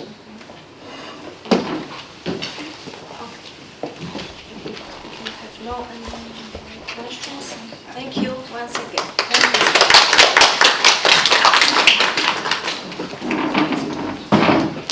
Ladies and gentlemen, our next speaker is Dr. Agata Żmijewska. Dr. Żmijewska represents Department of Animal Anatomy and Physiology, Faculty of Biology and Biotechnology, University of Warmia and Mazury. Welcome, Agata. The floor is yours. Thank you very much for the presentation.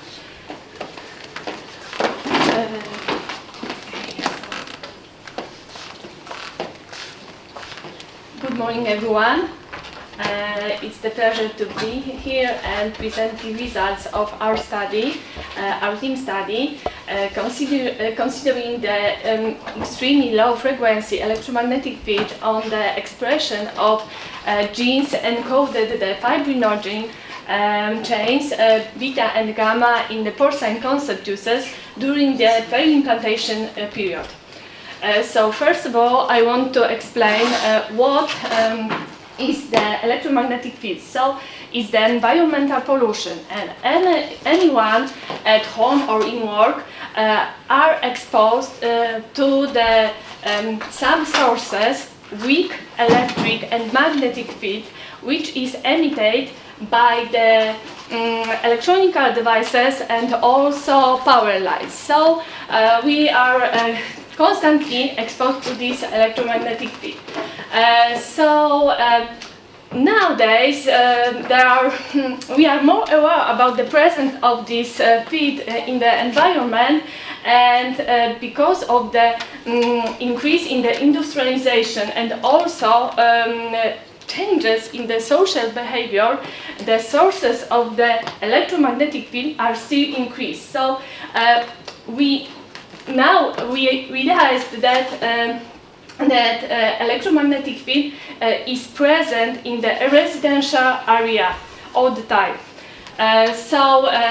In the study of our team, we focus on the extremely low frequency electromagnetic field, which range from the 1 to 300 Hertz, and this electromagnetic field is emitted by all household devices, for example, electronic blanket, power lines, induction hoops, and so on. This is this range of the extremely low frequency electromagnetic field. And also we know that the consequences of the extremely low frequency electromagnetic field are also present in biology. So now we know that it changed some processes like transcription and translation. It's also there are also studies that connect the electromagnetic field exposure with the changes in the cell proliferation and differentiation, and also immune response. Moreover, there are some studies that connect the exposure to the electromagnetic field with anxiety, depression, stress, and fatigue. And in 2002, the International Agency for the Cancer Research classified the electromagnetic field as a potential carcinogen. So there are also studies which connect the exposure to the electromagnetic field with the leukemia cancer. And in our team, we focus on the influence of the extremely low frequency electromagnetic field on the reproductive system function in female, as well as we wondered how it can influence on the activity of the conceptuses. Okay, so in the last year we published a paper where we describe how extremely low frequency electromagnetic field may influence on the potential to secretion and synthesis of this factor to the steroid hormones secretion by porcine conceptuses. So we found that androgen secretion was changed by the exposure to the extremely low frequency electromagnetic field in the case of the androstenedione and testosterone. Moreover, we found that the extremely low electromagnetic field also influence on the estrogen secretion. So we found that also synthesis is changed, and because we observed that CAP19 gene expression was downregulated by the presence of the extremely low frequency electromagnetic field. And this enzyme, this gene encodes the P450 aromatase, which is responsible for the conversion of the androgens to the estrogens. Moreover, we found that estrone and estradiol was also, the secretion of these hormones was also changed by the presence of the extremely low electromagnetic field. So we wondered, maybe extremely low frequency electromagnetic field may influence on the transcriptomic profile and also may change some expression of genes involved, for example, to the synthesis of the fibrinogen. So we hypothesized this, and here we have a scheme of our experiment. And we collect the conceptuses from the pigs on days 15 to 16 of pregnancy, and we divided these conceptuses into two groups. One of them was the control groups, and the second one was the group which was exposed to the extremely low frequency electromagnetic field at frequency 50 Hz by 2 hours. So after the incubation, we isolated RNA and we checked equality using bioanalyzer, and the next generation sequencing was performed. When we obtained raw data, we performed bioinformatic and functional analysis, and we found that some of genes were had a different expression as an influence of the extremely low electromagnetic field. So to confirm our results, we performed real-time PCR, and also for selected genes, we performed a method-specific real-time PCR, and this method allowed to measure the methylation changes in the promoter's regions of selected genes. So here we have a result. We obtain, after the exposure to the extremely low frequency electromagnetic field, we found that 46 differentially expressed transcriptionally active regions were affected by this exposure. And among them, 23 were the genes which were responsible for the coding proteins. The most important information is that 21 of differentially expressed genes were downregulated, and only 2 were upregulated. And here we have some selected results, and please pay attention that all of 3 genes which encode the chains of the fibrinogen, so FGG, FGA and FGB, were downregulated as a result of the exposure to the extremely low frequency electromagnetic field. So here we have a visualization of our results. In the case of the volcano plot, so we can see here the differentially expressed genes, and also here we have a visualization of gene ontology terms and pathways. And in this table, in detail, I want to show that the genes FGG, FGA and FGB were involved in the gene ontology like fibrinogen complex.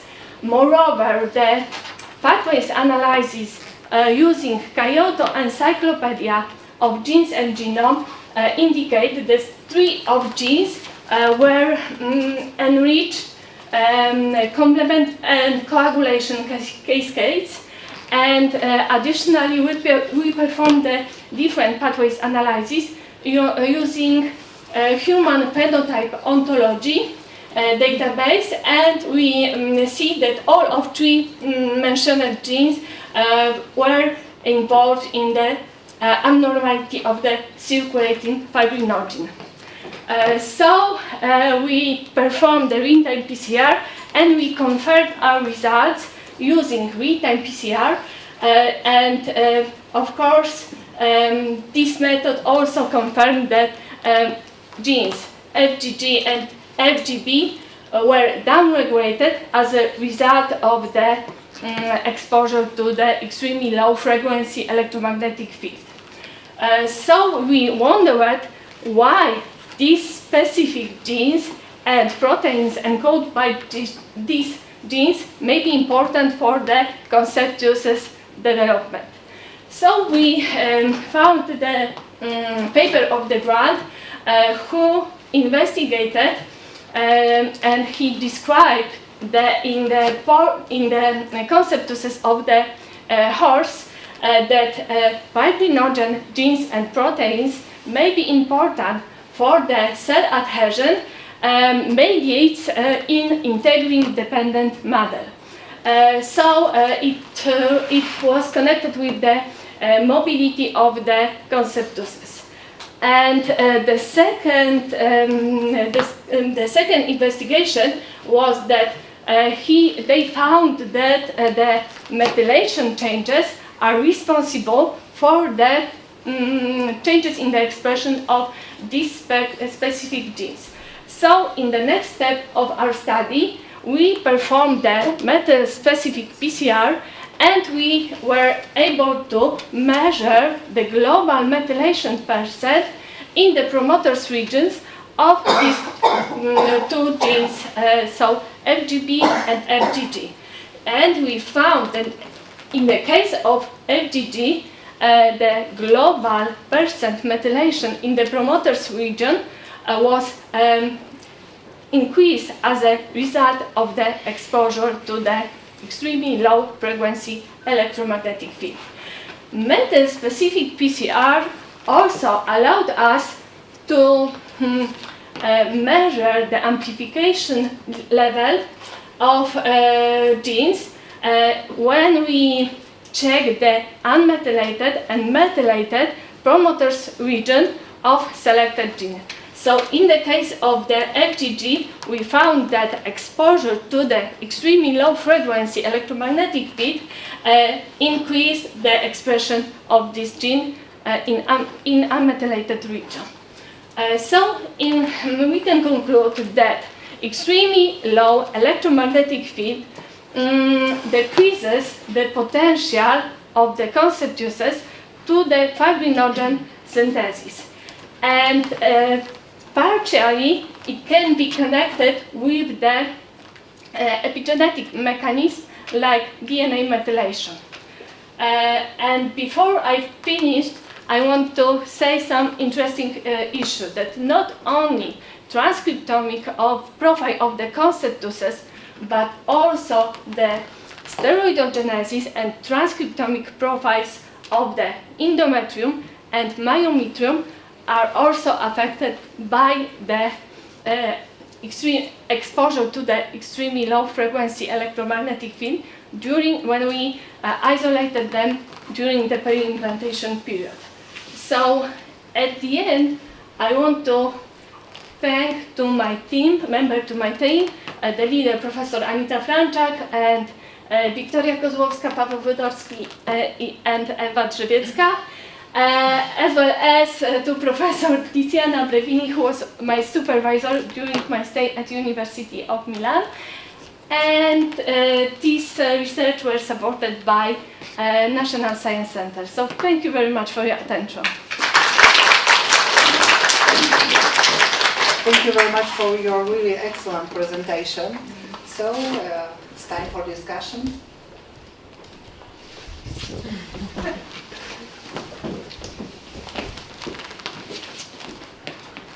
First of all, I would like to thank you for a great lecture. And I had a question. I have a question connected with more biophysical side of your experiments. Yeah. Because we know that exposure to electromagnetic fields depend on biological distance, yeah, yes, and also from some physical parameters. Yeah, exactly. I mean not only frequency but also amplitude, type of waveform of the electromagnetic exposure, also the time of the exposure, because the observed bioeffect strictly depends on that. So can you explain the yes, yeah. Yes. We chose this time 2 hours because this is the frequency which we chose. We tried to two different frequency, 50 Hertz and 120 Hertz, and and also 2 different time of exposure, so 2 and 4 hours. But when we analyze the results from the endometrium and myometrium and also concept juices, the most effective was the time of 2 hours and also 50 hertz of the frequency. We realized that the effect of the extremely low frequency exposure depends from the distance, time of exposition and frequency. So this is the 3 conditions that we have to take into attention when we describe the results. And what about amplitude of the magnetic field? Because this is also very... It was constant. Constant, but what was the value of that? 8 millitesla. 8 millitesla. Yeah. Okay, thank you very much. Thank you. It is still time for discussion. Professor Grubowicz. To add another question for your fluently presented data, because the last question was very interesting. It is very important during the development of conceptus that frequency and lasting of influence is very important. Yeah. So I want to ask you, apart from this influence of electric field with low frequency on the maturation, on the methylation rate, what do you think about the influence on on the rate of division of the cells, you know?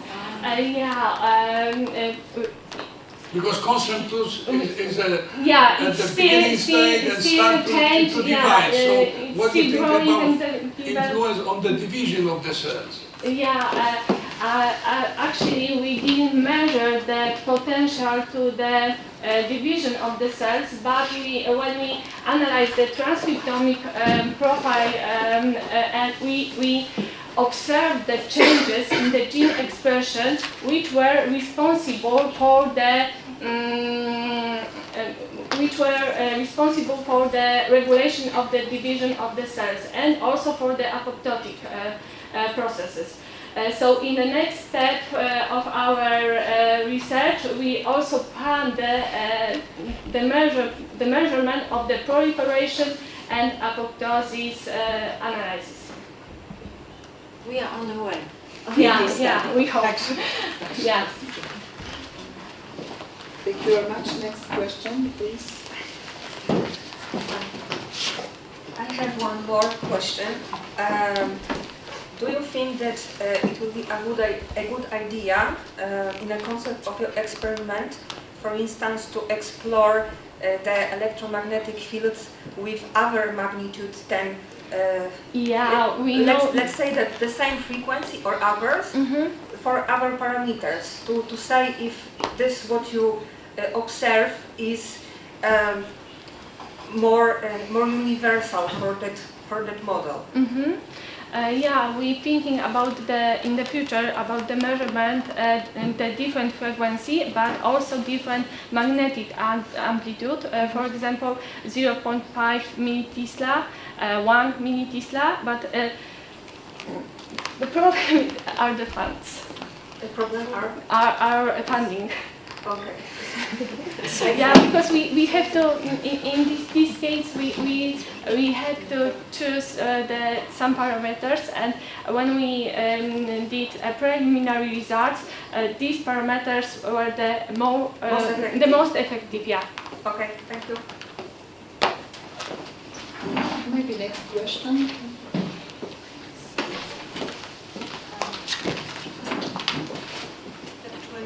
My question is similar to that one asked before, the mechanism. You have investigated in relation to reproduction. Yeah. What do you think? How important it can be in potential carcinogenic action of electromagnetic field? To what extent that was examined till now?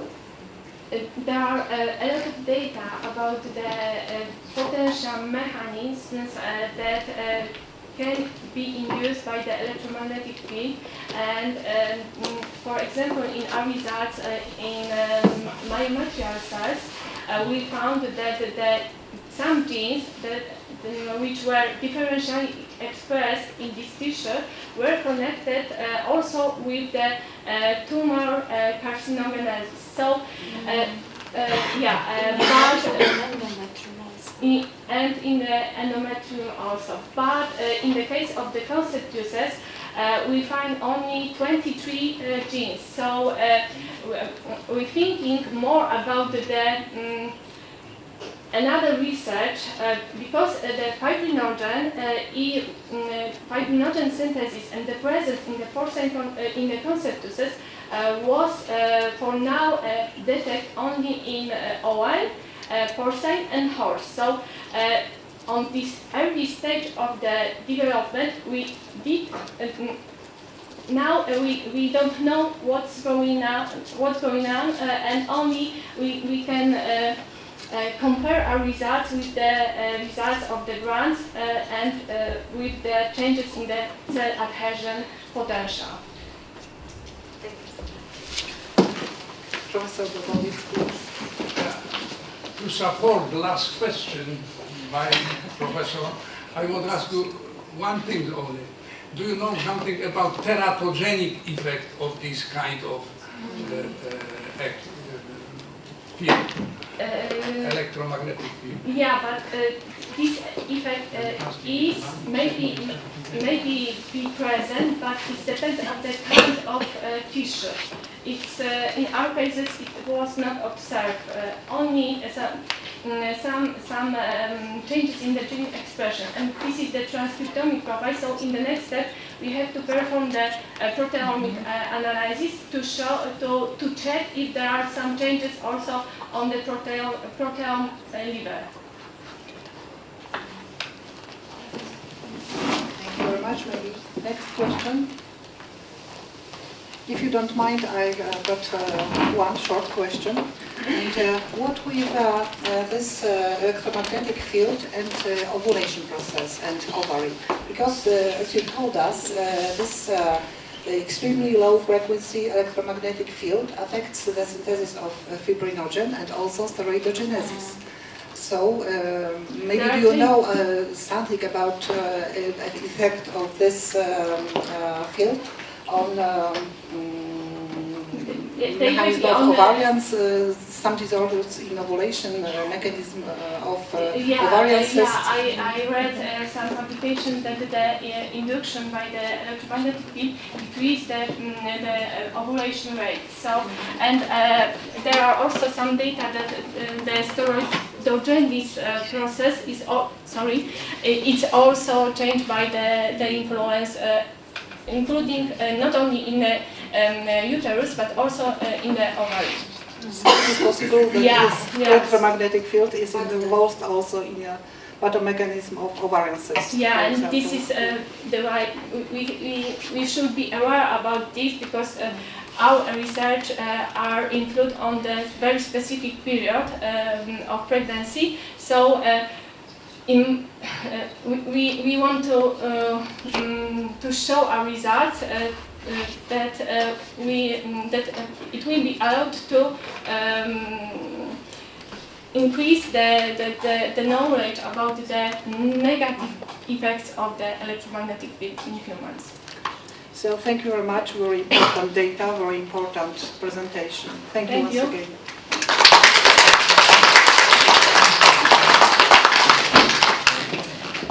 Ladies and gentlemen, it's time for the next presentation. Looking for our schedule, we have a break, but let's follow the program.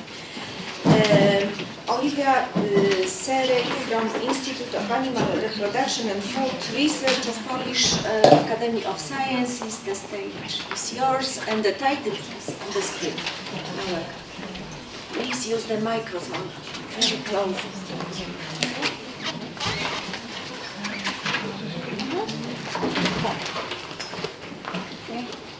Welcome everyone. I would like to thank you for the opportunity to show you my first result about the expression of the methyltransferases genes and deoxygenases in the corpus luteum of the cow during the estrus cycle and their possible correlation with the progesterone. The corpus luteum is a gland that secretes progesterone. This hormone can inhibit spontaneous contraction activity of the uterus, determines the correct course of pregnancy, and inhibits the maturation of ovarian follicles. When it acts locally, it can also influence of the function of corpus luteum, affecting by a lot of mechanisms in this gland. One of them could be methylation. So in our research we wanted to see if progesterone can influence also on this mechanism. In a nutshell, methylation is an epigenomic process in which is adding a methyl group onto cytosine, which generates 5-methylcytosine. The enzymes that are responsible for this process is called methyltransferases and use S-adenosylmethionine as a methyl group donor. The methylation is also a reversible process, and demethylation restores unmethylated status in previous methylated gene. The enzymes that are responsible for demethylation is called 10-11 translocation protein. Each of these enzymes has a different mechanism of action and different target on which they act. DNMT3A and DNMT3B have a high affinity to unmethylated strand DNA, catalyzing the methylation process de novo in CyPG island. DNMT1 maintain the methylation process and have high affinity to half methylated strand DNA during serial replication. On the other hand, we can also divide the demethylation process onto passive demethylation and active demethylation. In passive demethylation, the 10-11 translocated protein is not needed because of the removal of the methyl group during cell replication. In contrast, in active demethylation, the main role is played by 10-11 translocated protein, and they are adding hydroxy methyl group, near methyl group in cytosine, which generates 5-hydroxymethylcytosine. So the aim of our study was to check in the corpus luteum of the cow during the estrus cycle changes in mRNA expression of the methyltransferases, DNA methyltransferases 1, DNMT1, DNMT3A and DNMT3B, and also the deoxygenases, 10-11 translocated protein 1, TET1, TET2 and TET3, and whether it is correlated with the level of progesterone. For our method, we collected the corpora lutea from cow from 4 stages. First from 2 to 5 days, second from 6 to 10 days, fourth from 11 to 15 days, and third from 11 to 15 days, and fourth from 70 to 20 days. Then from collected corpora we isolated the RNA and reverse transcribed to receive cDNA. Finally, we used the real-time PCR method to check the level of expression of methyltransferases and deoxygenases.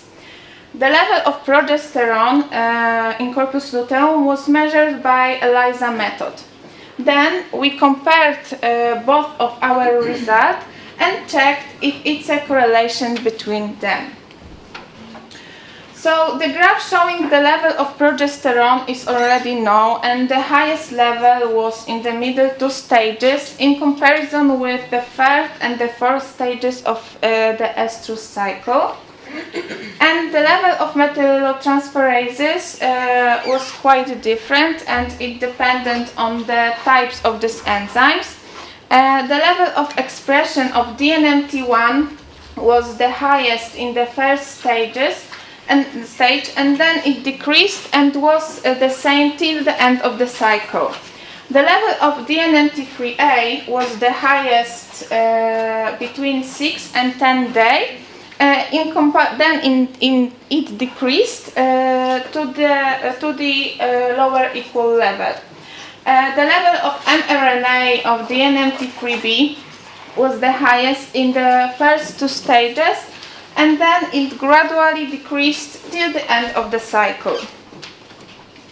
The level of mRNA of deoxygenases was quite similar in TET1 and TET2, and the highest level was in the middle 2 stages in comparison with the first and the fourth stages of the cycle.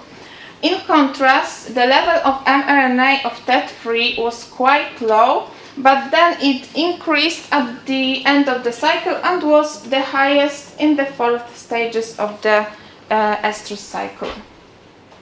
As I said earlier, we checked the correlation between the progesterone and these enzymes, and there was correlation with the progesterone and DNMT3A, DNMT3B, TET1 and TET2. In contrast, there was no correlation between this hormone and DNMT1 and TET3. So the summary of our results was that both types of enzymes responsible for methylation and demethylation show strong positive correlation with progesterone, and DNMT1 and TET3 were not correlated with this hormone. So let me conclude our result. The mRNA level of most methyltransferases as well as deoxygenases in the cow's corpus luteum change depending on the progesterone level, suggesting a role for this hormone in regulating their expression. And also the positive correlation of the mRNA expression of enzymes responsible for both methylation and demethylation with progesterone level may indicate that this hormone actively regulates both processes at the same time. And thank you for attention.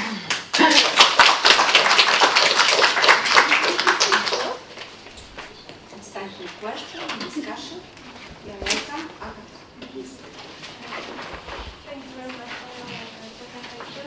I want to ask about the lack of correlation between the DNMT1 and progesterone.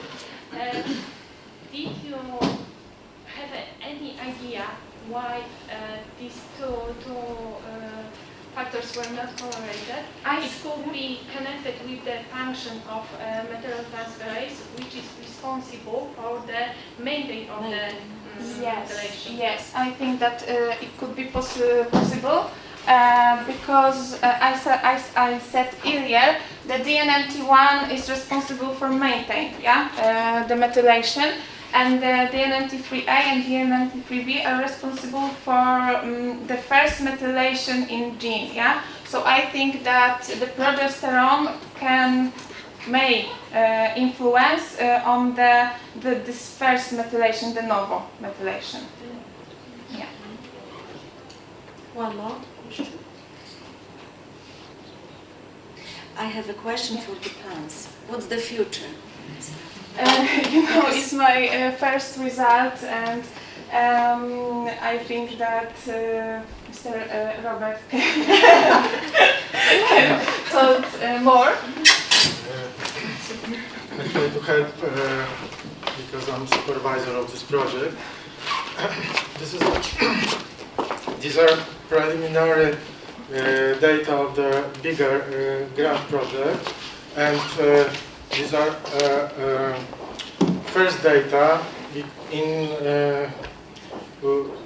where we try to find out if the progesterone can have an influence on the enzymes which are dependent influence on the methylation or demethylation. Now we know that this dependence exists, and in next step, we try to develop this this research on in vitro study, and we would like to find out if the methylation exists on can be in promoters of both isoforms of progesterone receptor, and we will see if this methylation can be connected with the action of progesterone, and or no, or can be regulated by other, for example, factors of luteotropic or luteolytic factor, but So these will are be the next other molecular role of progesterone during the estrous cycle. we know that the progesterone have protective action against the apoptosis, and maybe in this kind of research we will see that the protective action of progesterone can be extended on the anti-methylation action of this hormone. Piece of comment, because it can be dependent on the phase of the estrous cycle or on the stage, physiological stage of female. Yes. Because considering our results on electromagnetic field, progesterone plays as a protective during the estrous cycle against electromagnetic field radiation in female reproductive system in general, but does not protect during pregnancy. But we when the we level don't of have progesterone is yeah. really high to maintain pregnancy, to develop. But unfortunately, we don't have any experiments in the yes. pregnancy, but Yes, only so far. during the estrous cycle. Yes, thank you. Thank you so much. Dr. Zmierzc. Okay, I want to ask, do you plan, if you plan, perform the Western blot, for example, to confirm the results, because we know that there is... It is only potential. Yeah, it's mRNA is only potential for the synthesis, and we know that very rarely is a correlation between the protein and the mRNA level. Yes, of course, we are doing Western blot right now, and we have some protein with DNMT1 and DNMT3B, as I remember, but still we are looking for the good antibodies, because we have some problem with the antibodies, and it's really hard to find the good antibodies. Do you perform the semi-dry Western method or Yes. wet? Because the transfer Wet. rate wet. Wet. Yeah, because there are large protein. Yes, some of them are over 100 kilodaltons. So wet.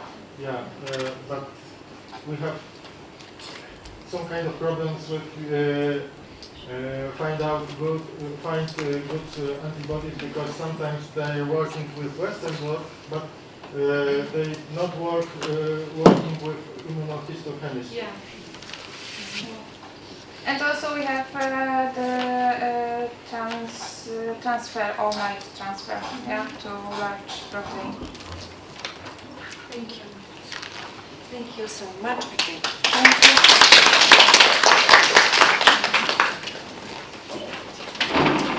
Congratulations, also from me. Our next speaker is Patrycja Oberska. Patrycja Oberska represents the Department of Physiology, Cytobiology and Proteomics, West Pomeranian University of Technology in Szczecin. And the topic of presentation is expression of aquaporins in male reproductive tract.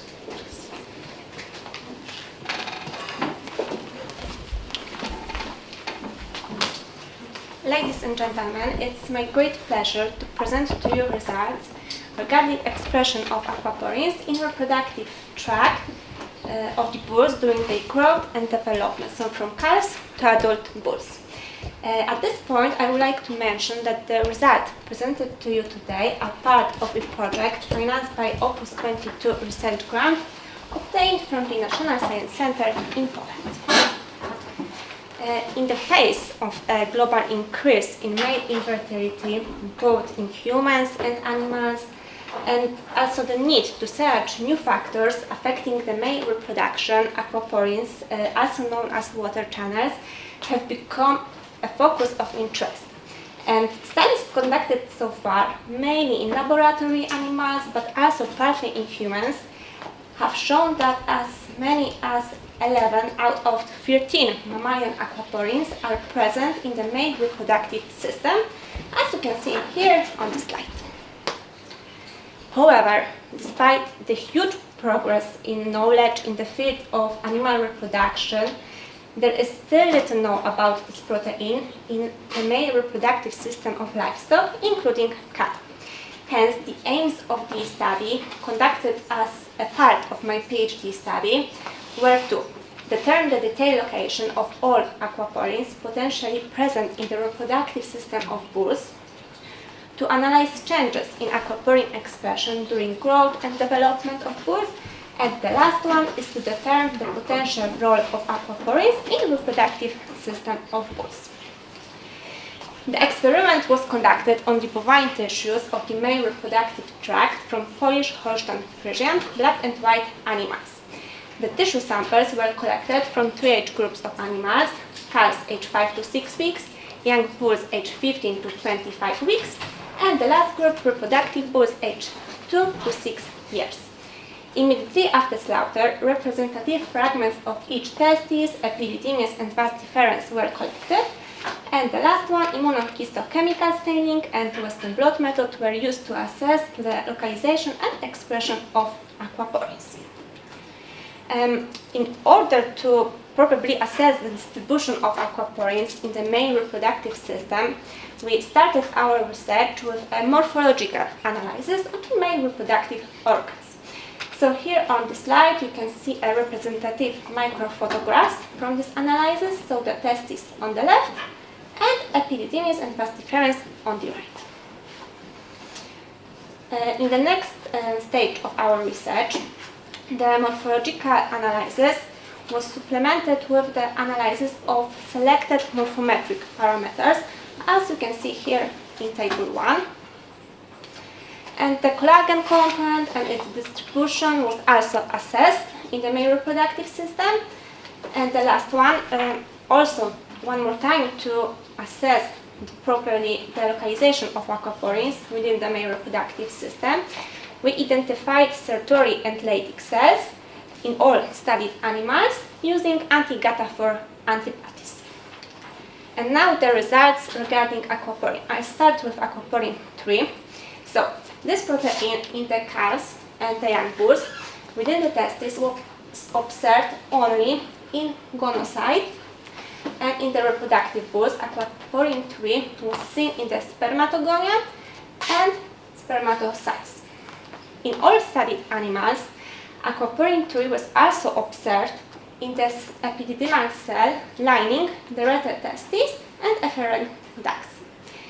In the calves and young bulls, aquaporin 3 from caput to cauda epididymis was also observed in the cytoplasm of epithelial cells within the epididymis, and in the reproductive bulls, this protein was present in the basal cells. In all 3 age groups of animals, aquaporin 3 was also found in the vas deferens, and in all groups, this protein was found in the principal and basal cells within the vas deferens. And now I would like to draw your attention to the Western blot. And Western blot analysis confirmed the results obtained using immunohistochemistry and showed that the aquaporin 3 expression increased in the testis, caput epididymis, and cauda epididymis of the bulls with their age. In turn, the expression of this protein in the corpus epididymis and vas deferens did not change between the groups. The next aquaglyceroprotein, aquaporin 7, and this protein was not present in the seminiferous epithelium and intertubular space of the calves. In turn, in the young bulls, aquaporin 7 was observed in the migrating and proliferating gonocytes, and in the reproductive bulls, we observed aquaporin 7 in all male germ cells, in the residual bodies, and also in the Sertoli cells. Aquaporin 7, like aquaporin 3, was also present in the next segments of the male reproductive system, so in the efferent sacs, retestis, epididymis, and vas deferens. But due to limited time of presentation, I would just like to highlight that this protein was found, among others, in the epididymal sperm. And now again with some blood results, and it showed that aquaporin 7 expression increased in the testes, cauda epididymis, and vas deferens of the bulls with their age. In turn, the expression of this protein in the caput epididymis and corpus epididymis appeared to be relatively stable within the group, and the expression of aquaporin 7 decreased in the vas deferens. Next one, aquaporin 9. And here I would just like to focus on the localization of this protein in the caput epididymis. So, in the calves and also in the young bulls, this protein was found just in the single epithelial cell of the epididymis, of the caput epididymis. In addition, in the young bulls, aquaporin 9 was also seen at the apical surface of the epithelial cells, and in the reproductive bulls, aquaporin 9 was observed in the microvilli of the principal cells. Currently, we are finishing our research on aquaglyceroporins and started analyzing the next subfamily of aquaporins, namely classical aquaporins. So, taking the opportunity, I would also like to share with you today the results regarding this subfamily of aquaporins. So, aquaporin 1 and aquaporin 5. Aquaporin 1, within the testes of the calves and young bulls, was observed only in the endothelium of the blood vessels. In reproductive bulls, aquaporin 1 was still seen in the endothelium of blood vessels, but also this protein was located in the myoid cells surrounding the seminiferous tubules. Aquaporin 1 was also found at the apical surface of the epithelial cells in the initial segment of the epididymis in all three studied groups. And now it's time for aquaporin 9, and this protein in the reproductive bulls was observed at the apical part of the principal cells of the corpus epididymis and in the microvilli of the principal cells in the cauda epididymis. We are still analyzing all the results and drawing final conclusions, but for now we can say that of the 13 aquaporins, the presence of aquaporin 1, 3, 5, 7 and 9 in the male reproductive system has so far been confirmed in cattle. The expression and distribution patterns of aquaporin 3, 7 and 9 in the reproductive tract of the bulls vary in an age-dependent manner. The obtained results also indicate the involvement of aquaporins in the proper growth of the male reproductive tract. In bovine testes, aquaporin 3 and 7 may mediate the transport of glycerol, which is an essential substrate for germ cells development and thus spermatogenesis. Aquaporin 7 located in sperm along the entire epididymis may provide glycerol as energy source for sperm metabolism and motility. And the last one, we hypothesized that aquaporin 9, present in the epididymal epithelium, especially in the microvilli of principal cells, may take part in the reabsorption of luminal fluid and thus in the sperm concentration. And at the end, I would just like to express my special thanks to Ms. Professor Jadwiga Flaga and Ms. President Krzysztof Ogórek and Mr. Paweł Kołaczynski for providing us with the research material. Thank you so much. thank you very much for your presentation. A lot of data, new data, and in my opinion, these data are very valuable because you did study not only localization, not only expression, presence of aquaporins, but also their function. So we have time for discussion again. Some questions, maybe.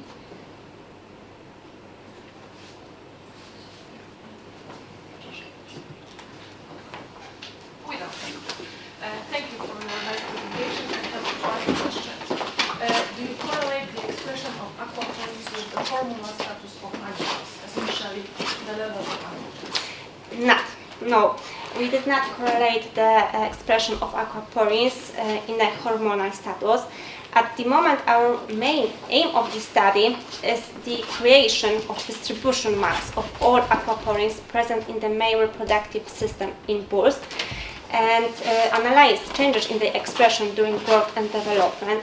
And this kind of distribution map will constitute an initial basic information, yeah, for further reproductive studies. Yeah? But at the moment it's necessary. Yeah? So this is the first step, and as the results of our research, the bull will be the first male in such kind of analysis will be performed. Yeah? I mean the creation of all distribution of all aquaporins present in the male reproductive system, yeah? And then we can move on and also analyze here the expression of aquaporins regarding the hormonal level. Yeah, I asked about it because we know that the aquaporins are regulated by steroids. I know about it from the female reproductive system, but I don't know anything about the male. So. Actually, there are some reports that say that expression of aquaporins in the male reproductive system can be modulated by the sex hormone like estrogens and androgens, and is, for example, the expression of aquaporin 1 and 9 in the epididymis, or the expression of aquaporin 1, 2 and 9 in the vas deferens. Yeah? I think it will be also interested to correlate the level of aquaporin, especially in the epididymis, with estrogens, which are very important in the epididymis. Yeah, it's a very good point. Yeah. Okay, thank you. Thank you so much. Thank you very much. Maybe next question. More question? Yes.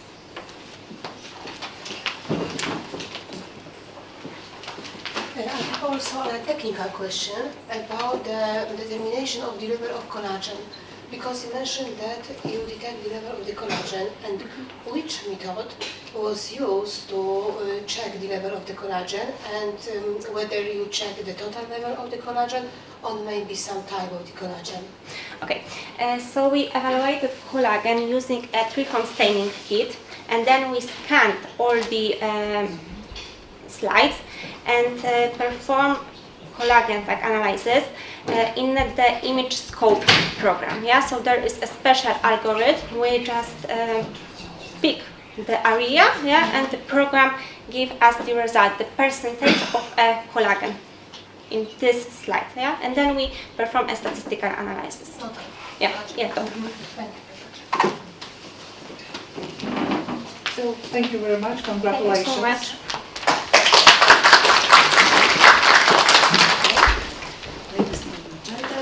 It's time for the next story.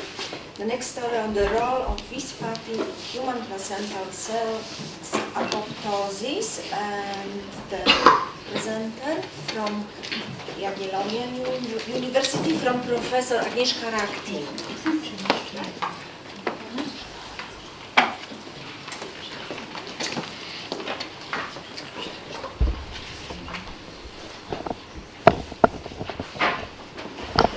Good afternoon, my name is Monika David, and today I would like to present my scientific research, which was carried out under the supervision of Professor Agnieszka Rak in the Laboratory of Physiology and Toxicology of Reproduction at the Jagiellonian University. Studies concern the role of visfatin in human placental cell apoptosis. At the very beginning, obesity, as we all know, is a pandemic of 21st century. It was estimated that to 2038, about 20% of human population will be obese, and 1/3 of this group will be a woman of reproductive age. This is very dangerous because it increases the risk of miscarriages, fetal genetic defects, as well as pregnancy pathologies, such as preeclampsia, gestational diabetes mellitus, or intrauterine growth restriction, which, in addition to having a negative impact on health in prenatal and postnatal life, cause a number of changes in the structure of placenta. For example, in preeclampsia, we can observe the depletion of placental tissue. In gestational diabetes mellitus, the intravilous swelling or necrotic areas, while during hypotrophy, both the depletion and also thickening of the syncytial layer. Finally, placenta itself is a transitional fetal organ, which reaches the full functionality at around 12 weeks and maturity at around 34th week of gestation. It is created from both the maternal and fetal elements, which include the chorion and uterine mucosa, also named decidua. During pregnancy, placenta play a number of essential functions. For example, it connects the circulatory system of the mother and the child, participates in the formation of placental barrier, or synthesizes and secretes hormones. Moreover, its development and functions depends on many factors, such as genes, microenvironments, protein and pregnancy hormones, as well as hormones produced mainly by white adipose tissue named adipokinase. Belonging to them, leptin, adiponectin, and very well studied by our team, apelin, may modulate a lot of essential for placenta processes, such as invasion, proliferation, angiogenesis, endocrinology, transport, and even apoptosis, which is the main subject of today's presentation. Apoptosis relies on programmed cell death, is controlled by genes, and can be triggered by both physiological and pathological stimuli. It was observed that it increases with the placental growth and the pregnancy progress, but unfortunately also this high intensification interferes with the development of the fetus and sometimes causes its loss. Moreover, it intensifies in the pathological conditions such as preeclampsia or intrauterine growth restriction, but decreases in gestational diabetes mellitus. One of the adipokine which rule in placental apoptosis has not been studied yet is vispatin. It was first isolated in 1994 from human peripheral blood lymphocytes as a pre-B cell colony enhancing factor. In scientific nomenclature, it functions as a nicotinamide phosphorybosyltransferase, but the most common name, vispatin, is associated with the highest expression of this adipokine in visceral adipose tissue. Interestingly, despite nearly 30 years of research, no specific receptor of vispatin has been studied, but some literature data indicated that it can act through the insulin receptor. Moreover, it was studied that the expression of vispatin is 7 times higher in the adipose tissue of pregnant women, and the highest concentrations are observed in the second trimester of gestation. In turn, our previous studies for the first time indicated the gene and protein expression, as well as immunolocalization of vispatin in 2 different placental cell lines, JAK3 and BIVO, which functionality corresponds to the cyto and cytotrophoblast layer. What is worth to add, in BEVO cells we observed highest concentration of this adipokine. In addition, we also checked the variable expression of vispatin and also its immunolocalization in maternal and fetal parts of placentas from normal and pathological pregnancies. Furthermore, we also checked that vispatin and action of vispatin and insulin has an anti-proliferative effect in JAK3 cells.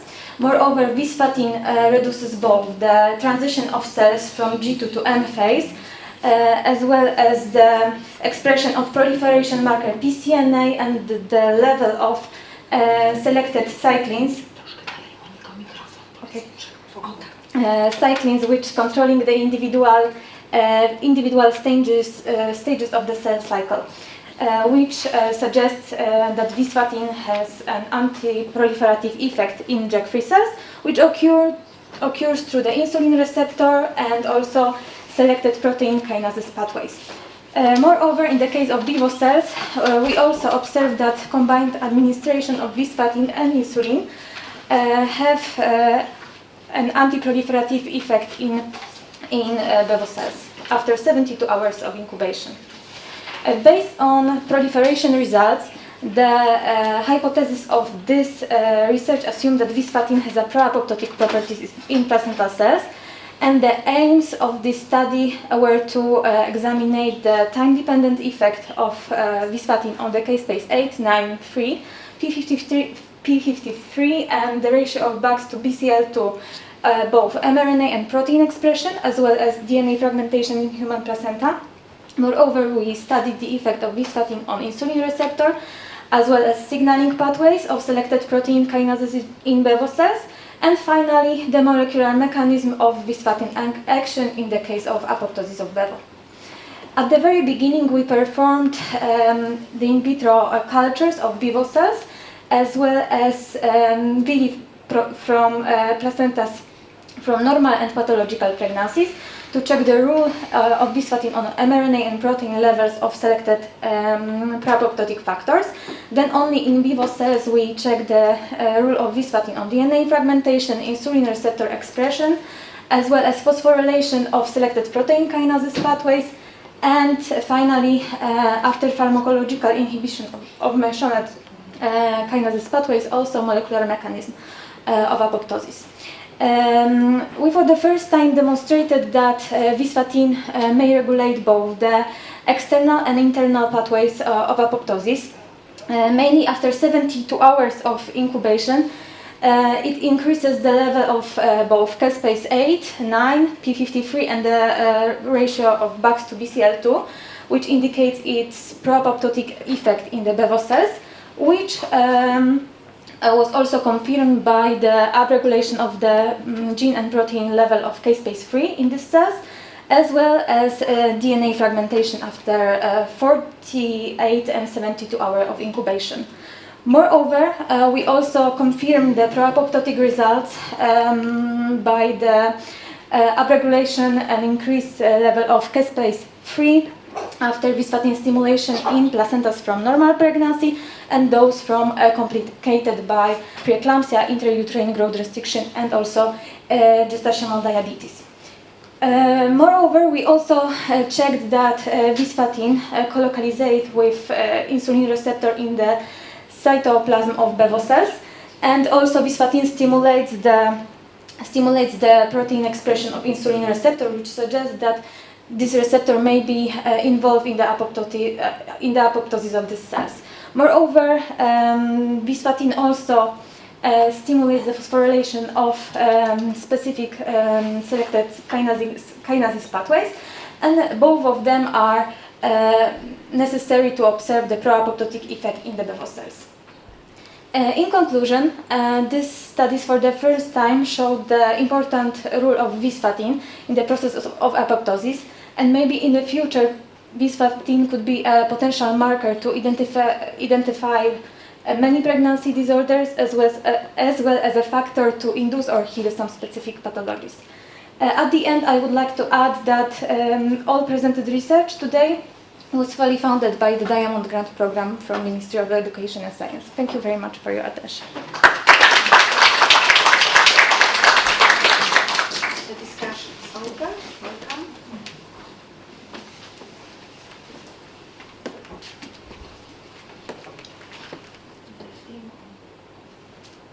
Specialist of Hawkins and the issue. Now, if not, do you think that it's the time to think about visfatin from a practical point of view? Or it's too early?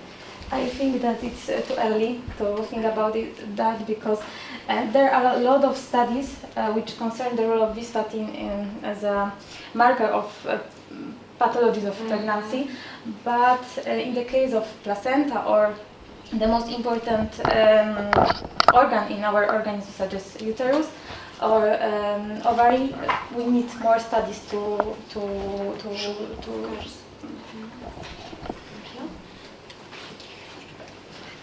Thank you very much for your presentation. It was like déjà vu, very fast. So we can thank you ask one question. As you told us, insulin receptors are involved in visfatin-mediated apoptosis. What may be the mechanism? In the nearest future, we plan to, I started this experiment, I plan to inhibit the insulin receptor in the in vitro culture of bevo cells, and then by, for example, PCR or Western blot, check if I can stop these pathways of action or maybe not, and I will find out.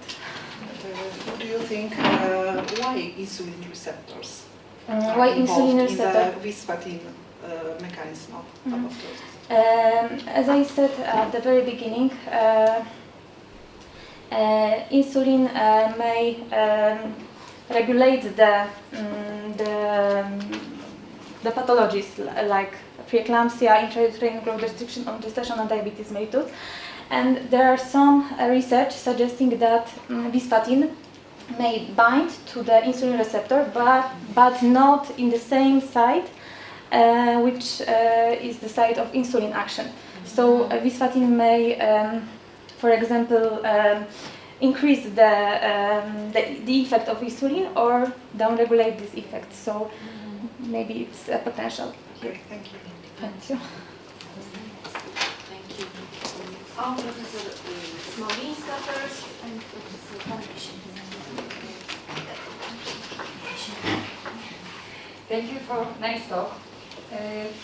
We have a lot of adipokines, and the latest study suggests that all of them have a more important role in the pregnancy.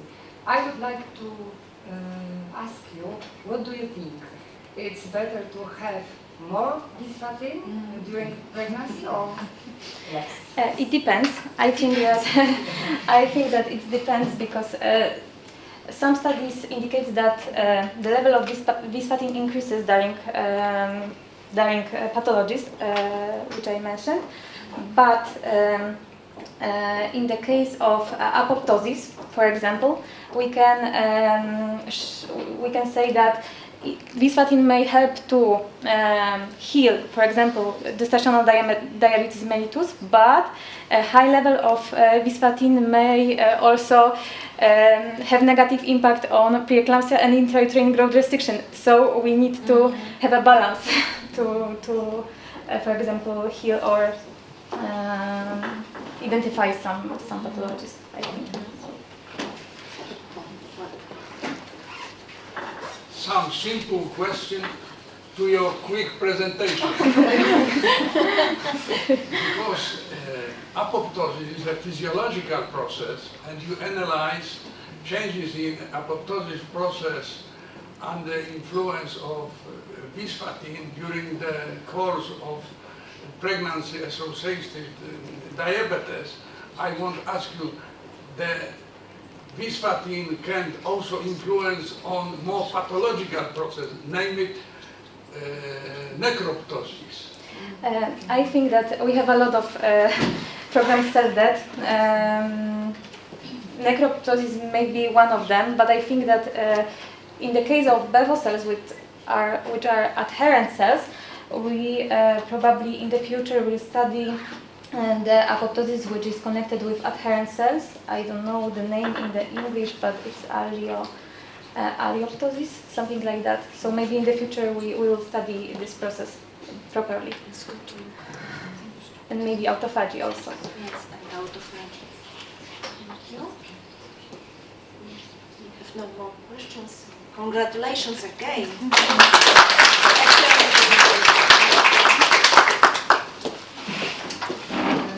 Now it's time for the presentation, the results of a team of Professor Nina Smolinska. Our next speaker is Dr. Marta Kierzun from Faculty of Biology and Biotechnology, University of Warming in Austen. And the topic of presentation is visible. So please, the floor is yours.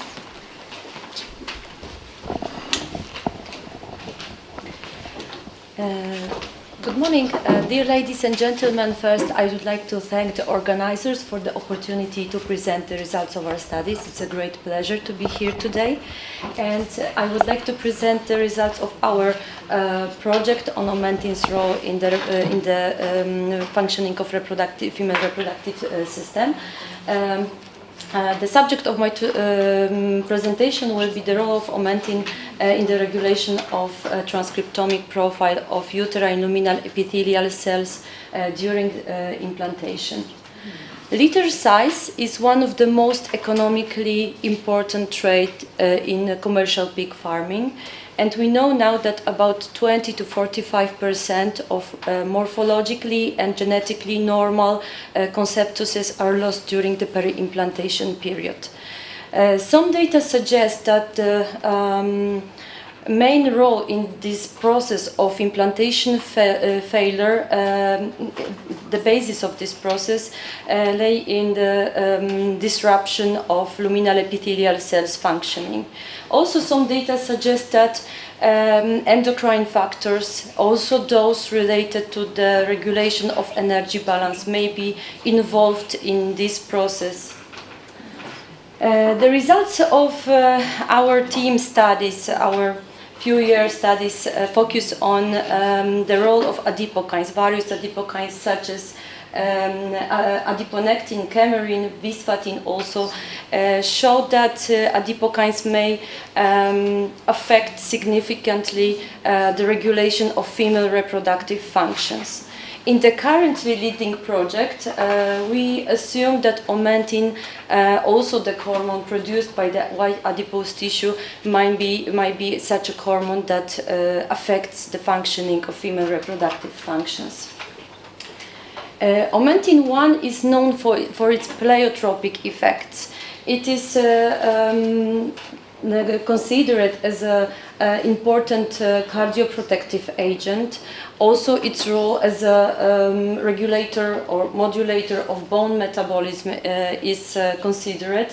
And the hormone is also considered as a potential biomarker of metabolic syndrome, atherosclerosis, inflammatory states, and some cancers related to these states. Latest data suggest also the role of Omentin as a biomarker of insulin resistant in pregnant obese women, and also as a biomarker of polycystic ovary syndrome. Our previous studies, it was preliminary studies in our project, showed that Omentin-1 is expressed in porcine uterus, both in endometrium and myometrium. The protein is present, and the levels, the abundance of this protein is dependent on the animal's hormonal milieu. We also observed that Omentin is mostly localized in luminal epithelial cells and glandular epithelial cells, and it is strongly colocalized with insulin receptors. And here I have to mention that insulin receptor is considered as a specific receptor for Omentin. Also, we checked the adipokine levels in the uterine luminal fluid, and we observed that the levels of Omentin in uterine luminal fluid also depends on the phase of the estrous cycle and early pregnancy, and they are correlated with protein expression in endometrium. This inspired us to perform an in-depth research on the role of Omentin in the regulation of endometrium functioning, and taking into account the pleiotropic effects of the hormone, we assumed that it might be involved in the regulation of luminal epithelial cells functioning. We aim to analyze the in vitro effect of Omentin on the transcriptomic profile of luminal epithelial cells during implantation on days 15 to 16 of pregnancy. Our experimental model are female pigs on days 15 to 16 of pregnancy. As I mentioned, this is the time of embryo attachment and the beginning of implantation. At this stage, luminal epithelial cells reduce their apicobasal polarity to facilitate embryo apposition and attachment during implantation. In order to obtain a satisfying number of luminal epithelial cells, we isolated uterine horns, washed them with PBS and filled them with the mixture of this paste and pancreatin. And after 45-minute incubation, we collected the cell suspension and pre-incubated these cells for 6 hours to get rid of fibroblast and stromal cells.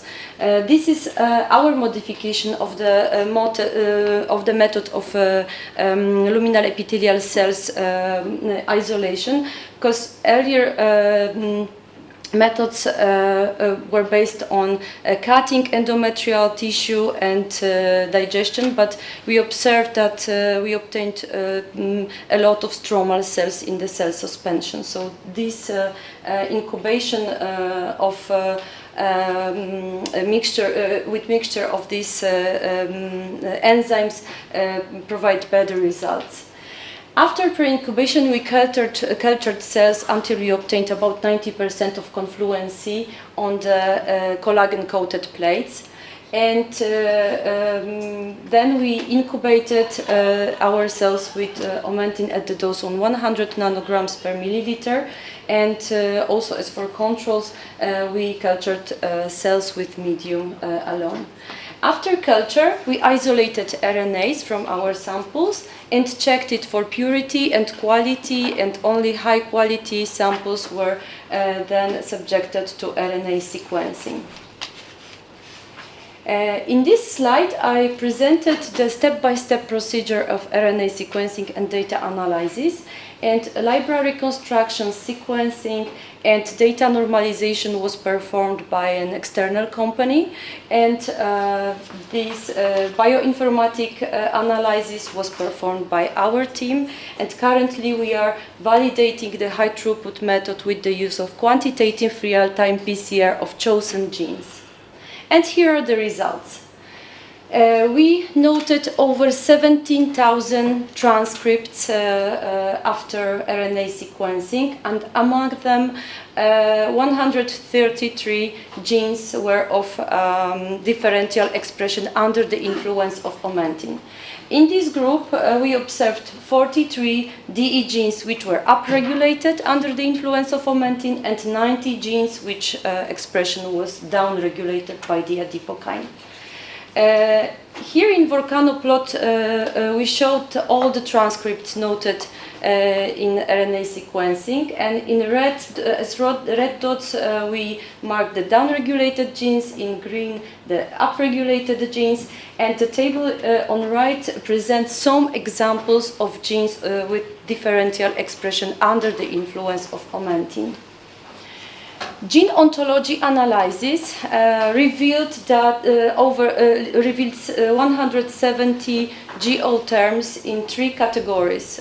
In biological processes, we revealed 145 GO terms which were enriched by DE genes. Also 17 GO terms from the category of cellular components, and in the category of molecular functions we found 8 GO terms that were affected by DE genes. In detail, in the biological processes we found a lot of GO terms connected to calcium signaling, transport, and homeostasis. And some data suggest that calcium signaling is a crucial mechanism of fetal-maternal crosstalk during implantation, which is not surprising, but it's an interesting result in relation to omentin. Also, as I mentioned before the implantation, luminal epithelial cells reduce the apicobasal polarity, and this process is also accompanied by the cessation of proliferation and apoptosis of these cells in order to facilitate embryo apposition and attachment. And in our studies we found some GO terms which are related to establishment and maintenance of cell polarity.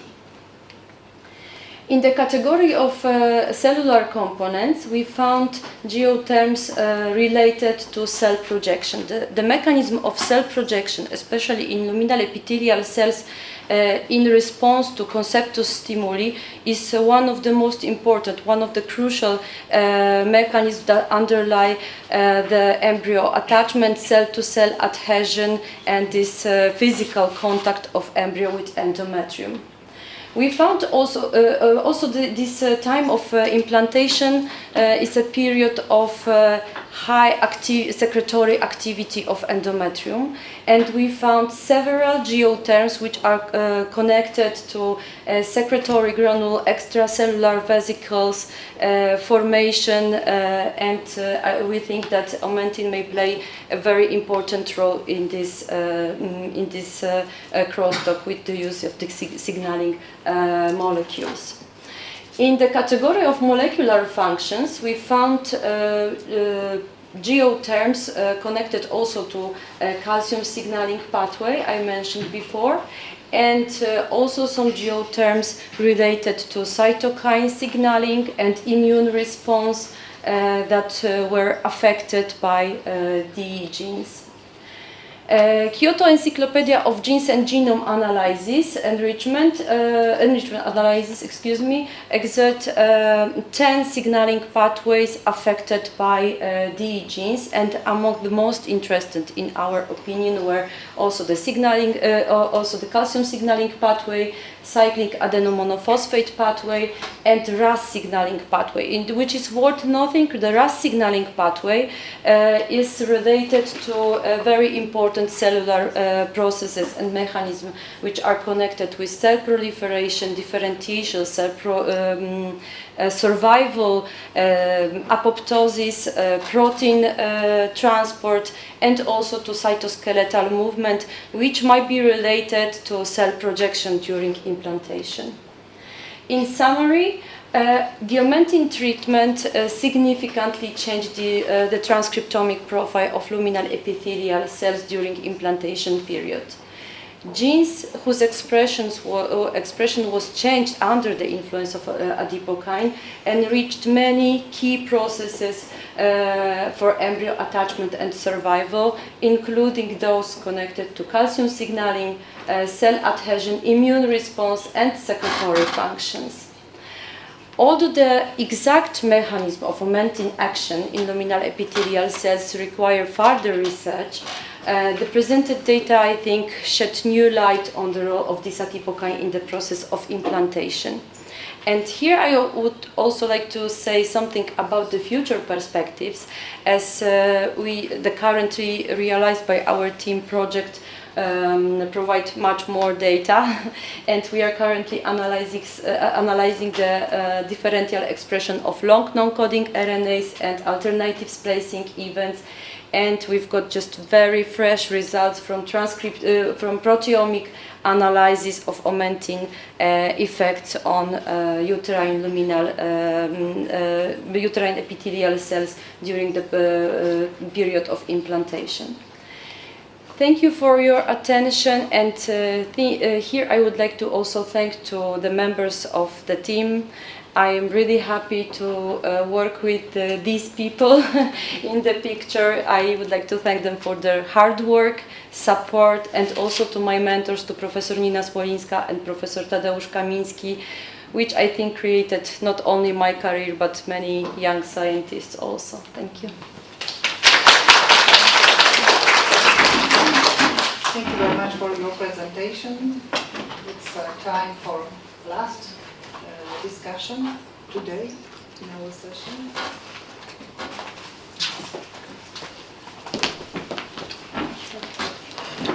You mentioned about omentin and cardioprotective properties of omentin, and what exactly is this role, and whether omentin can be a marker of some cardiovascular disorders?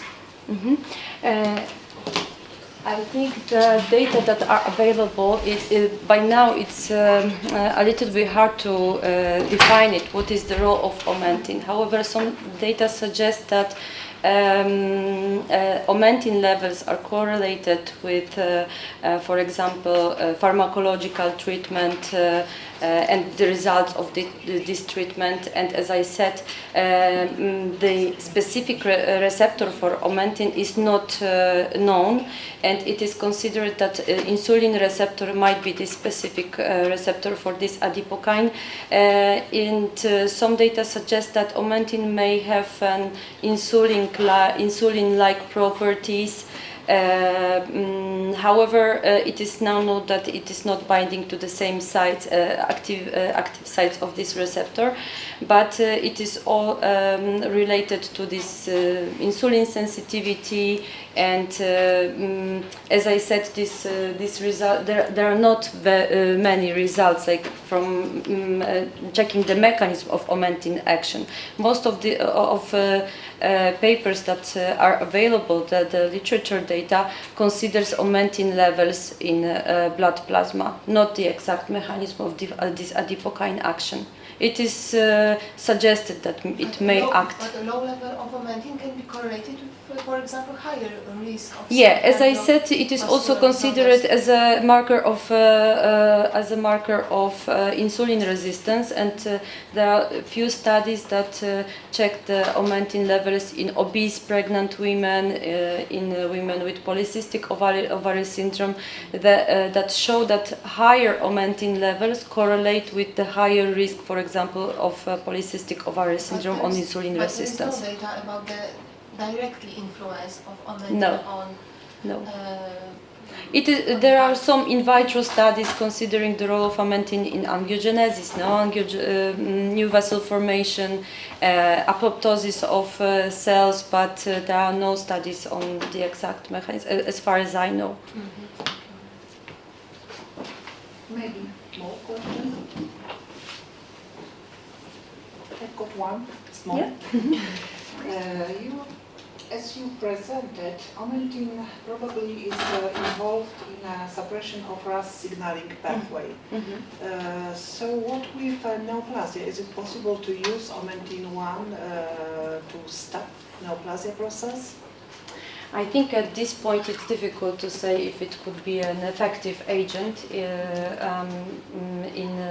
this process, because it is also the transcriptomic studies. We have to remember that. We plan to actually, as I said, we have a very fresh results from proteomic studies. I didn't have enough time to take a look into it to check if they are, if they are correlating with those results from the transcriptomic studies. But as far as I remember, I didn't show it today because we focused on processes connected to implantation. But there are some signaling pathways also affected by the genes which are involved in tumorigenesis, carcinogenesis. So it might be, but we don't know how would it affect it if we use it. I understand, but your results are very promising also for the case of neoplasia with involvement of RAS overexpression. As I said, we just started this project last year, so I think we expect much more results to obtain. By now we are also studying these effects of omentin on steroidogenesis process, angiogenesis process in endometrium. Some results will be shown in poster session, so I invite everyone to see it. Thank you very much. Thank you. So, ladies and gentlemen, time finish our session. We'd like to thank all of you.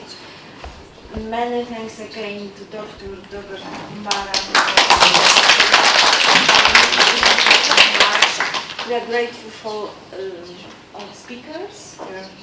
Physiology and pathophysiology of reproduction is still live. Really excellent section. Thanks to you. Thank you for discussion and participation in this session. And we have idea. Please. It would be beautiful to take a picture with you together. Here. If you Okay. yes. It's a good idea, I mean. And after that, we will have a poster session. For next generation. And the poster session will start at 4 p.m. Okay? As the schedule.